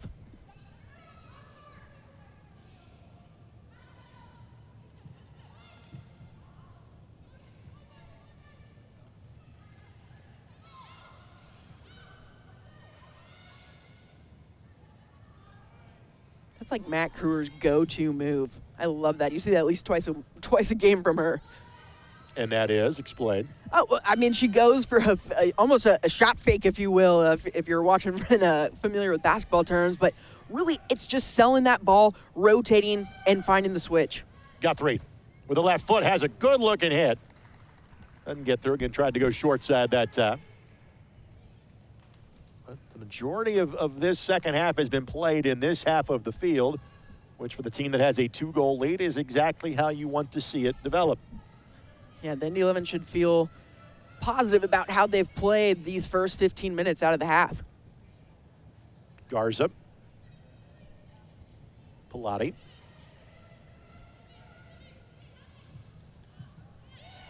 Asks for a handball and doesn't get it. Hodgson the touch. She's on. Has 2 defenders chasing her. Has a hit from the angle knowing she had a teammate not within 40 yards of her. That was going to be all her. Yeah, it was that or nothing at that point. Oh, good win. Guthrie's ball just a bit strong.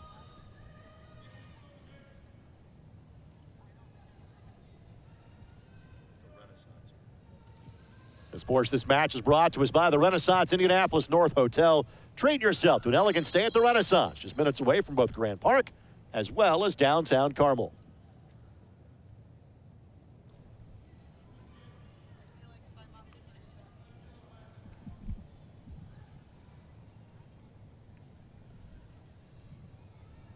More subs are loosening for Racing Louisville. Indy 11 bench. A couple of players are getting the kits on as we speak. Codd, Jennings got it!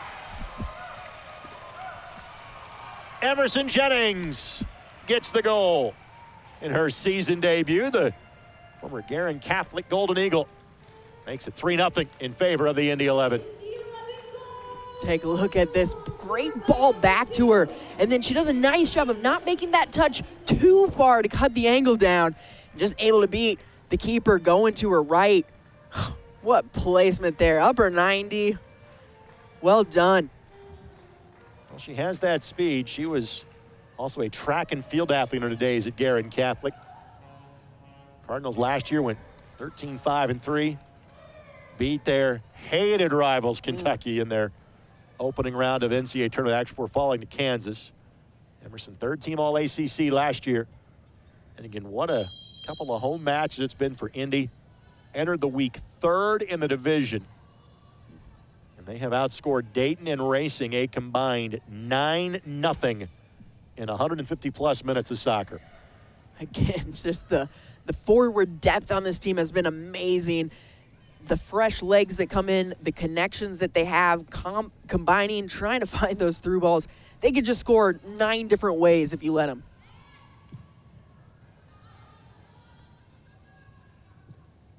You know, Indy has the lead here. It is still Racing Louisville that, frankly, is in control of their destiny in terms of the postseason, since they still have a match in hand on Indy. Even after tonight, if Racing wins out, they'll be the division champs. As simple as that, because they have a match in hand. Indy 11 doing a nice job of really seizing the opportunity of this 3-game homestand in the week. Doing a nice job harnessing that energy from the crowd. And so far, holding the shutout at home, outscoring your opponent by a nice bit there. That's what you want to see going into your final match. You've done what you can. Just need a little luck from the soccer gods. Pair of substitutions for Indy. Matt Kruer is done for the night. Lauren Adam will come in to replace her. Also, Jenna Chatterton will come on. And Jenna, one of the OGs for the Indy 11. She's got a birthday coming up next week, by the way. Does Jenna. So that is 5 substitutions used by the Indy 11 since halftime. All of our substitutions brought to us by Desnuda. Desnuda 100% organic tequila, how real tequila tastes. Oh my. Opportunity here. Left foot goes astray. That was so good. I don't know how you're supposed to defend Emerson Jennings and Talon Guthrie coming at you at that speed. that connectivity. It was a simple point. The ball was on, and Guthrie barely gets that shot blocked. Well, Jenna Chatterton is approaching Grace Barr in terms of the all-time record for matches played for the 11 on the women's side. All headed down, but not much on it. But again, the match continues to be played at this end of the park for Indy. That's all you want. Just easy pressure, patiently defend, do the things you know how to do well.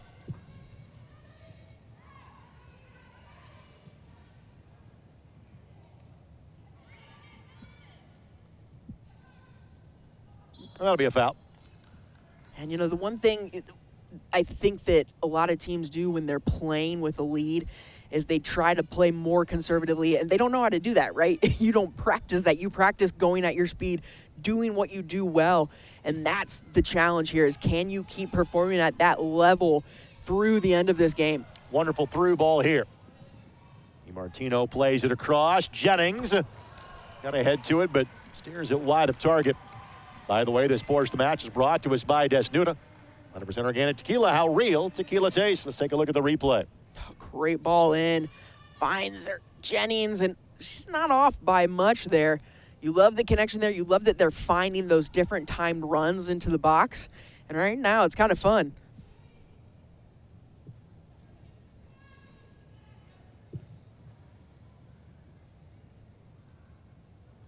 Adam.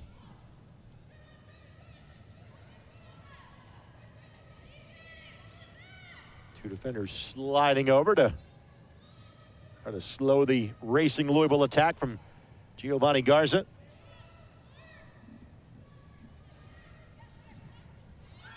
Good win by Codd. And now, because of contact made with a hand, it'll be a foul against Courtney Jones. That's a great win there by Codd. She's tucked back into defense. She's patient at first and just waits for Fina Davy to take a big touch and then able to tackle and finish off the play. That's how you do it. Oh, yeah. Nice flick there to at least try to launch a teammate. Chatterton finished her college days at IU after 4 years really as a part-time player at Tennessee, and again, injuries just gotten away for Jenna. Indiana's former Miss Soccer in her days at Noblesville High School. Just a bit of a foul, and that's going to be our first card of the match for the extended jersey pull that time. So first yellow shown to a player tonight. Yeah, you know, you think that's definitely more so of a yellow based on the opportunity that was taken away there by Talon Guthrie. She was clear of the defender, able to turn, sprinting into space with the ball, and so stopping that momentum right here as we take a look. Yep. That'll get it. That is a pre-professional level, but a professional foul from Adley Snyder. Adley Snyder had a yellow card, I believe, the last time we played them as well. Well, chipped in, and again, Lee, no problem there. Those one hops always make me a little nervous. You never know who's going to be able to stick a toe in there, get a deflection, might take a weird bounce off the turf. I always like to try and catch it clean if you can.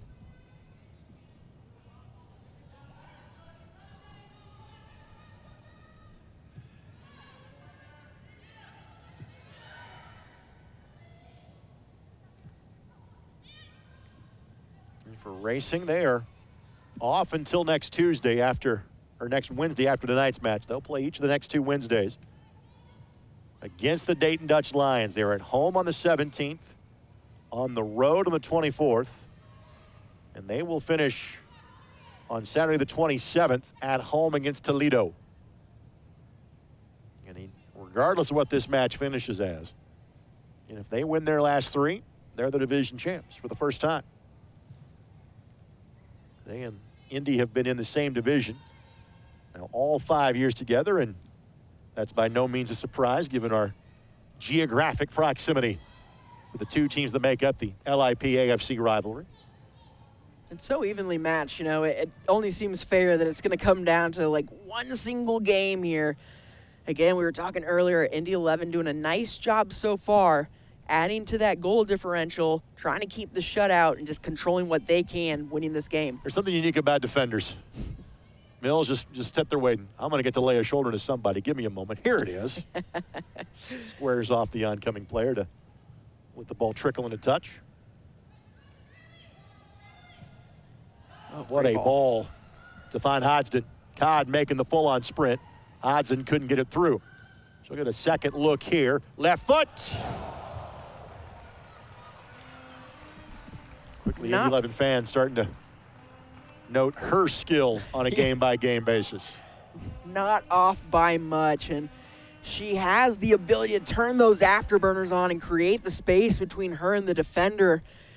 Man, that was close. A nice angle shut down by the Louisville defender, though. Ellie from Dripping Springs, Texas. 7 goals. She played in 20 matches. She started 1 time. Also has shown a ability to meet the moment. Had 3 game winners for Notre Dame last year.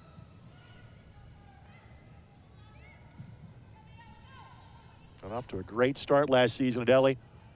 Had goals against Arkansas, Cincy, and Michigan. All in the month of August.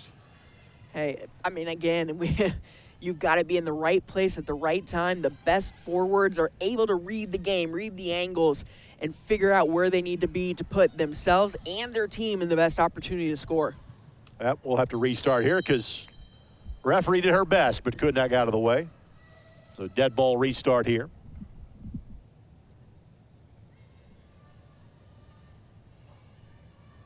And he will secede possession here.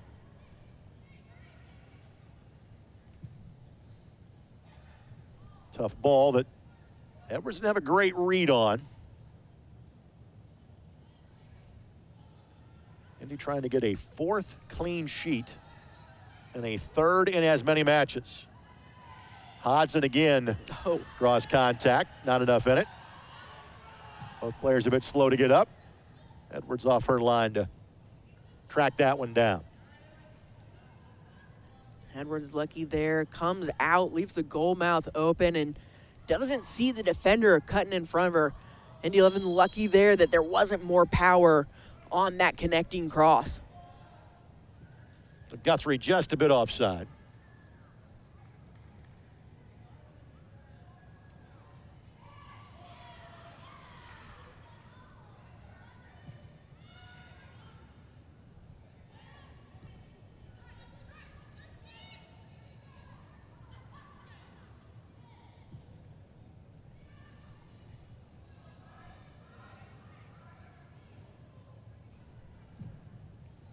Codd, the target, couldn't get through.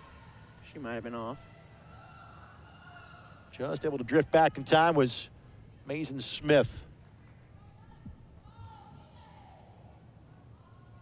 Mason Smith's an interesting one from Missouri, but she played on the U.S. Soccer U20 women's national team and was able to go to the ID training camp there.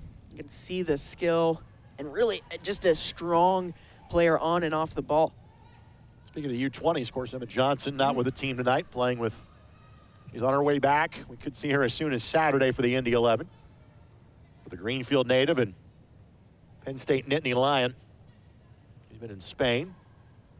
And that's what makes the Indy 11 results the last 3 times out all the more impressive. One of your best players has not been here, and you've outscored your division foes 15-0 the last 3 times you played. I'd say we miss you, Emma, but I think we're okay too. Don't rush yourself back.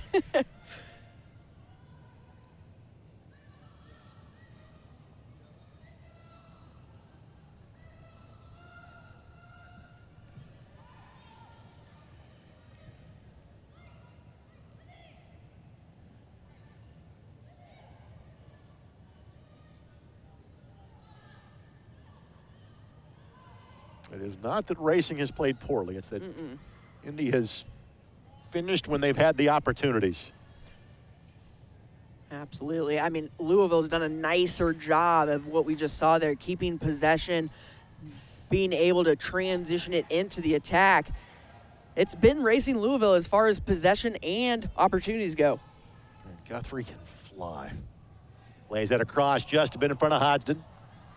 But Guthrie's going to have a chance to hit the reset button here. Has help to her right and leaves it perfectly. It's DiMartino sends it in, just a bit tall for Jennings.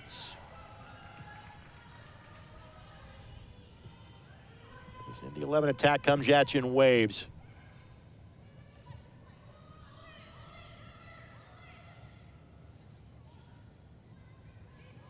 This is where just individual defending becomes the moments that win the game for you.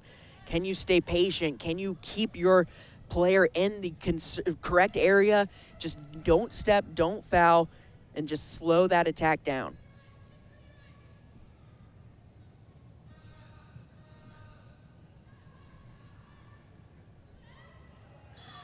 And that'll be a foul.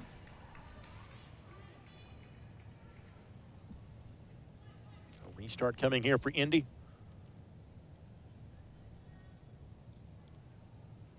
Take another look here.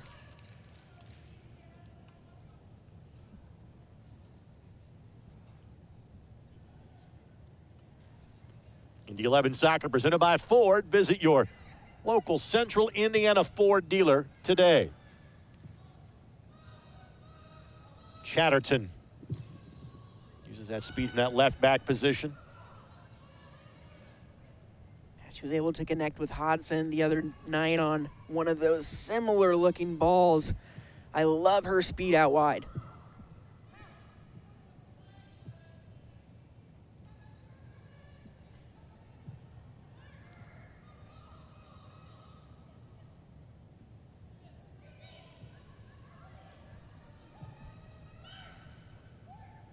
And 2 matches left for Indy. Both of them here at home. Unique schedule. 1 home match, foul. No. Yep. No, there you go. It was a neutral ball, so go back to the foul. That was a tough one. I mean, I don't think that was any ill harm intended. No. It was a bang-bang there, trying to win the tackle. Eek. Right, Late. I don't like those cleats up either. Substitutions going in both directions. Olivia Smith done for the Indy 11. We'll get you the subs here for Racing Louisville. Strickland going to be out for Racing. Macy Barlow will come in to replace her for the Indy 11.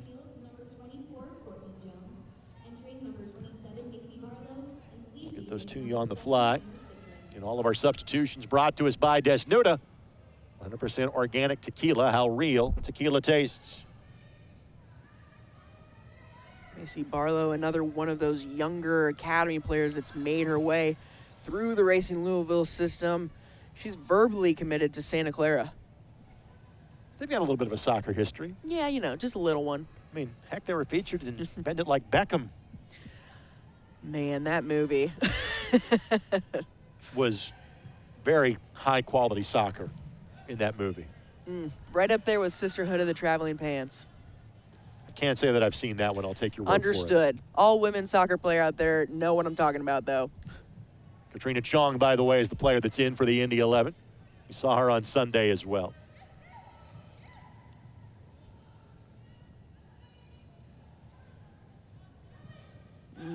Onside for Hodgson. And it's going to be Hodgson. Can she find the angle here? Just tick that one off the crossbar. It's a good weighted through ball there. Great connection. We saw Hodgson afterburners there getting some speed on it. Just takes herself a little bit too sharp in the angle, but how about this carry through the midfield and then a perfectly weighted ball, perfectly timed run. Jet touch just a little bit too far, takes her out of a good angle to put it on frame. Well, another very complete performance by the Indy 11. Hodgson has Jennings to her left. And ooh. Not enough.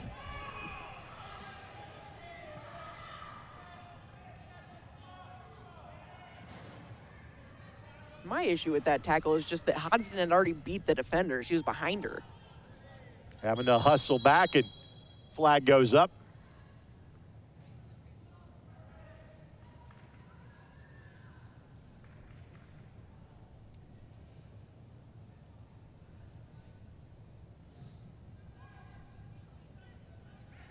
More time ticking off the clock here from the Indy 11 perspective.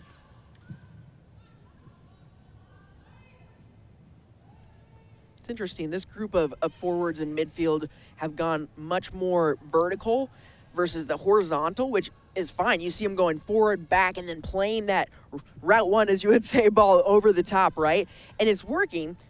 It's interesting, though, that that's kind of the first look they are trying to find. I want to watch Jennings. She's kind of keeping that right arm kind of pinned against her body. She kind of flinched her right shoulder a few moments ago, and she's kind of grabbing it now. Yeah. Let's kind of monitor that. And she's making her summer debut with the Indy 11. Obviously has a goal, but hope that she is all right. But that just kind of caught my attention. And for Emerson now, it's about thinking, all right, do I chase this professionally after this summer? She and Olivia Smith are kind of both at that point of their careers. Jenna Chatterton in the same vein. And that's why playing in these leagues are so important. You're forming those connections, especially with, eventually Indy 11 having that top team. That's what you'll want, is to get your foot in the door and continue to play for that club. Looking ball here that Indy 11 sweeps away. Again, frankly, the two quality looks that Racing's had tonight were both on a turnover right at the edge of the 18 that Edwards stepped up big to make plays on towards the end of the first half.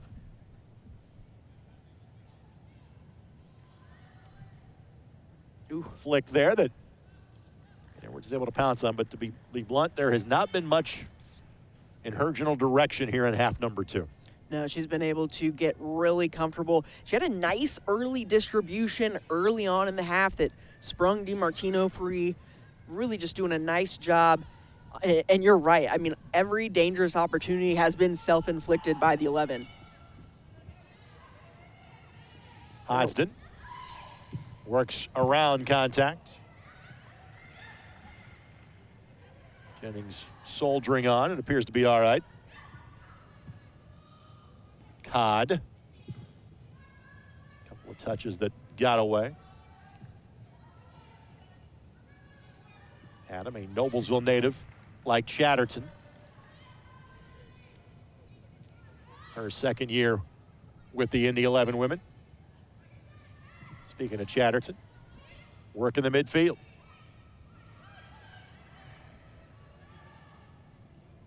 Indy has another player ready to sub in when given the opportunity. And that's the best thing about, this scoreline is you didn't have to play any of your best attackers, and all of them are impressive for more than 45 minutes. Want to thank our friends at Johnson Controls. Johnson Controls, the power behind your mission. Helen Guthrie has run her last of the night. Round of applause. She was brilliant this evening for the 11. Grace Ham will come in. First time we have called her name. Foul going to be called against Racing Louisville. And all of our substitutions brought to us by Desnuda. Desnuda 100% organic tequila, how real tequila tastes.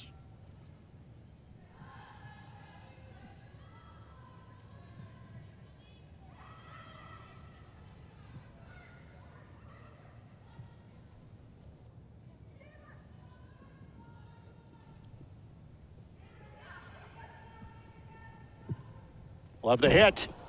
Great work by the keeper. And frankly, the three that have beaten her have not been on her. I mean, not much she could do on really, like you said, any of those goals. That one, impressive job there to get that off, and it's on frame. Keeper does a nice job, goes in with the W, and just a firm hold for her on the save. Isabella Lee.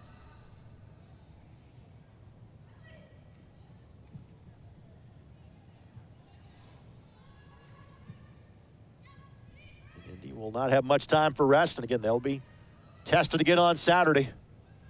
Dayton should be out for blood given what happened to him on Sunday in a 6-0 defeat. And we've kind of talked about what the permutations look like for Racing Louisville even after a disappointing result tonight. If they win their last 3, frankly, tonight's match is inconsequential for them. But Dayton obviously feels like, because they are playing Indy one more time and Racing twice, that that they can control their own fate, which they absolutely can. Here's Codd. Left-footed shot that did take a deflection, so it will be a corner coming here for the Indy 11. And all three of those teams with plenty of reasons to still play hard, try and get those wins. It's going to be a really, really tough battle on Sunday evening coming in. Like you said, a rematch after last week. It should be a great, great match. Looking back post. Inside netting. Our final 5 minutes plus stoppage time. Brought to us by our friends at Johnson Controls, the power behind your mission. Foul called against Indy. Well, the outcome of this one seemingly is not in doubt. Frankly, Indy has been more in control of this half than they were even half number one. Just the lone goal from Jennings tacked on in half number two. Yeah, I would agree with that. Obviously, I would think in the second half, they're just creating more opportunities, a lot more wide balls, crosses into the box. You know, just doing it all different ways as far as finding your way into the attacking third. Ball played forward. Sent back across and to the right place. Said nobody made the run of that moment. Jennings showing off that track speed. How about that for a hit? Man didn't miss that by much. No, she didn't. That was an amazing shot. She did not have much space to get that off, and then to get that off and put it that close to dipping under the crossbar, whew, I wouldn't want to give her any space around the 18.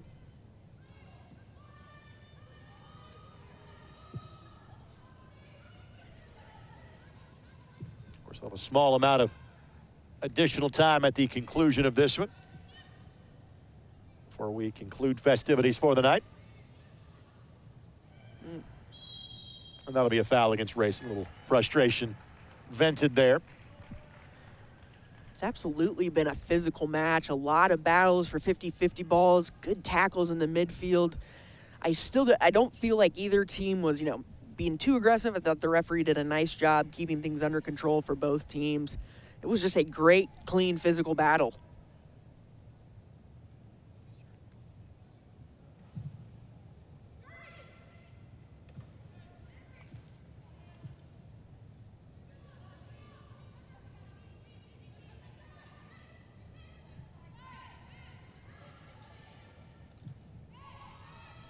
So at this point, the points will literally be halved between these two teams on the season. Out of 9 possible, both teams getting 4.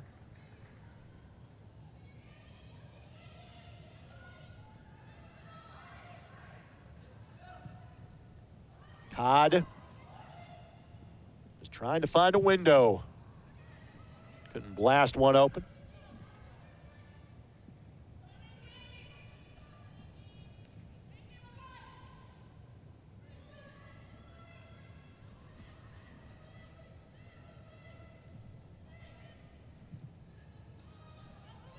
Jennings. Great job keeping possession there. And Franklin need to change the attack for the Indy 11 because what they've been doing has been working so well. Hodgson, love the effort just to keep it in play. DiMartino gets a boot to it, keeps it away from the keeper. But Lee's got room to recover.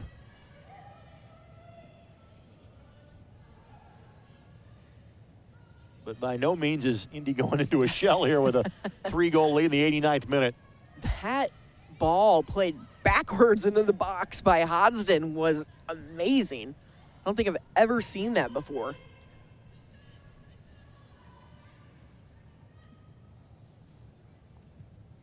Left-footed ball because it find a teammate. And good defense to not really generate much of an opportunity there by Indy. And that was a team defensive effort, not just on the keeper. Yeah, and they were very patient there, which is excellent for what happened because instead of taking a bad shot, they went ahead and just played something in, let the forward try and flick it on, which as a goalkeeper, that's worse than seeing a shot coming at you from 18 yards that you can track. So it's not a terrible idea, but Indy 11 did a nice job of just sitting patiently, not fouling, and winning the ball when the time was right.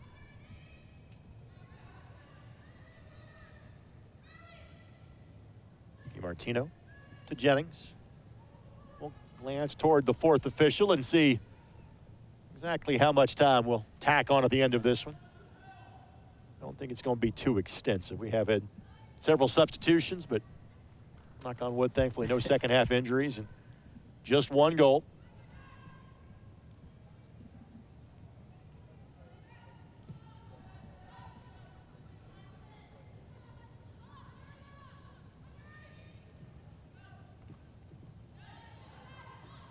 Touch last off of Chatterton.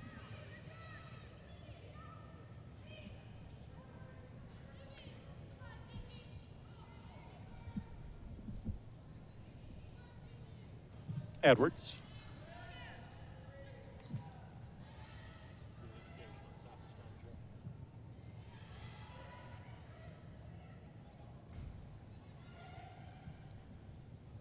Ball takes a deflection. Edwards gets there just in time. That is a great save by Edwards. It doesn't look like it's that complicated, but the speed that she came out of to win that ball and win it in your chest with a attacking player coming at you, that is impressive by Edwards. All right, 2 minutes, and we're already 45 seconds in. But 2 minutes of additional time to close this one out.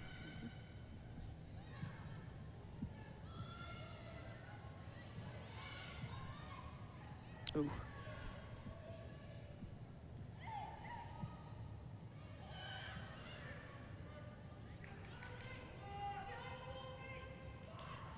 Here, Coach Brandon he's not getting cheated on coaching the final minute, is he? Hodgson looking to make it one more. Puts that right back in the keeper's hands. So Hodgson's goal total for the week will sit at 3 heading to Saturday. But again, this is a third successive performance that Brandon Kim can be all smiles about for his team. And we mentioned it earlier. They are probably playing the best soccer out of everyone in the division right now. Just a bit of a slow start, a few early concessions of goals there really put them behind the 8 ball, and now they're in this position, but handling it as best they can. I love how you phrase it. They've allowed 3 goals all year. Yep. And it's those 3 that at the wrong time that came back to get them. Right. Chatterton weaving her way through traffic. We're down to simply a glance at the wristwatch for, and Indy, because of that, just kind of stepping on the ball for a little bit here. See if this is given the campfire treatment or Indy loads it up one more time. They appear to be content just to kind of maintain possession here, does the Indy 11. So we're past the 2-minute mark. Might as well. Cross it up one more time, and Lee will make the play. It's a really good save there by Isabella Lee to end the game. And that is that. Well, again, slightly closer scoreline, save level of dominance from the Indy 11. Indy goes to the top of the table. Racing does have a match in hand, as does Dayton. But it's now the Indy 11 sitting on 13 points, which is 2 matches left to go in the Valley Division. Kristen, final thoughts on this one? Hey, another impressive display from the Indy 11. Like we just said, we feel like they're playing some of the best soccer we've seen them play, and they're taking care of things on the defensive end as well. You've just got to continue to take it one step at a time. You've got the first 2 wins. Let's go get the third this weekend. Tonight's match presented in part by Desnuda. Desnuda, 100% organic tequila, how real tequila tastes. And by AES Indiana, exploring the future of energy together. For Kristen Hazley and our entire ISC Sports Network production team, this is Greg Rakestraw. Good night from the Community Health Network Event Center and the Drop Light Grand Park Sports Campus. We're going to go on Saturday night when Indy plays host to Dayton. Until then, goodbye for now, and thanks for watching Indy 11 W League Soccer on Sports Engine Play and the ISC Sports Network.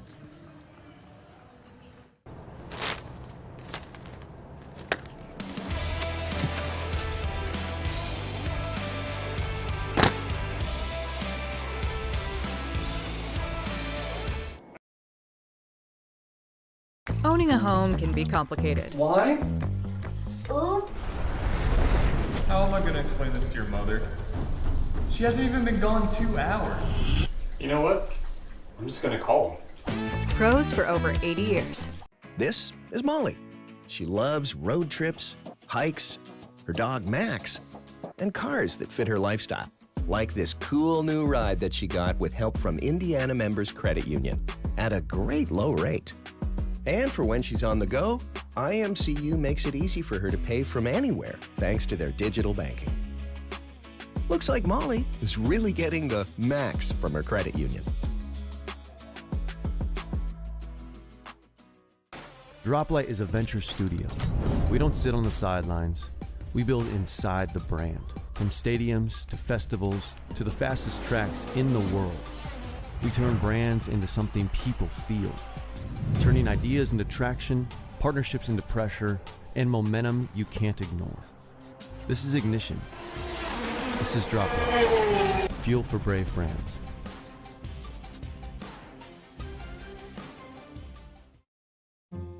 You're looking at our future, working together, learning from each other, and teaching everyone how our lives can improve with greener, smarter energy. At AES, we champion this innovation, and the work we're doing globally is coming right here to Indianapolis, so that our community can enjoy smart energy solutions that power our lives while energizing the next generation of innovators. IPL is now AES Indiana. We are accelerating the future of energy together.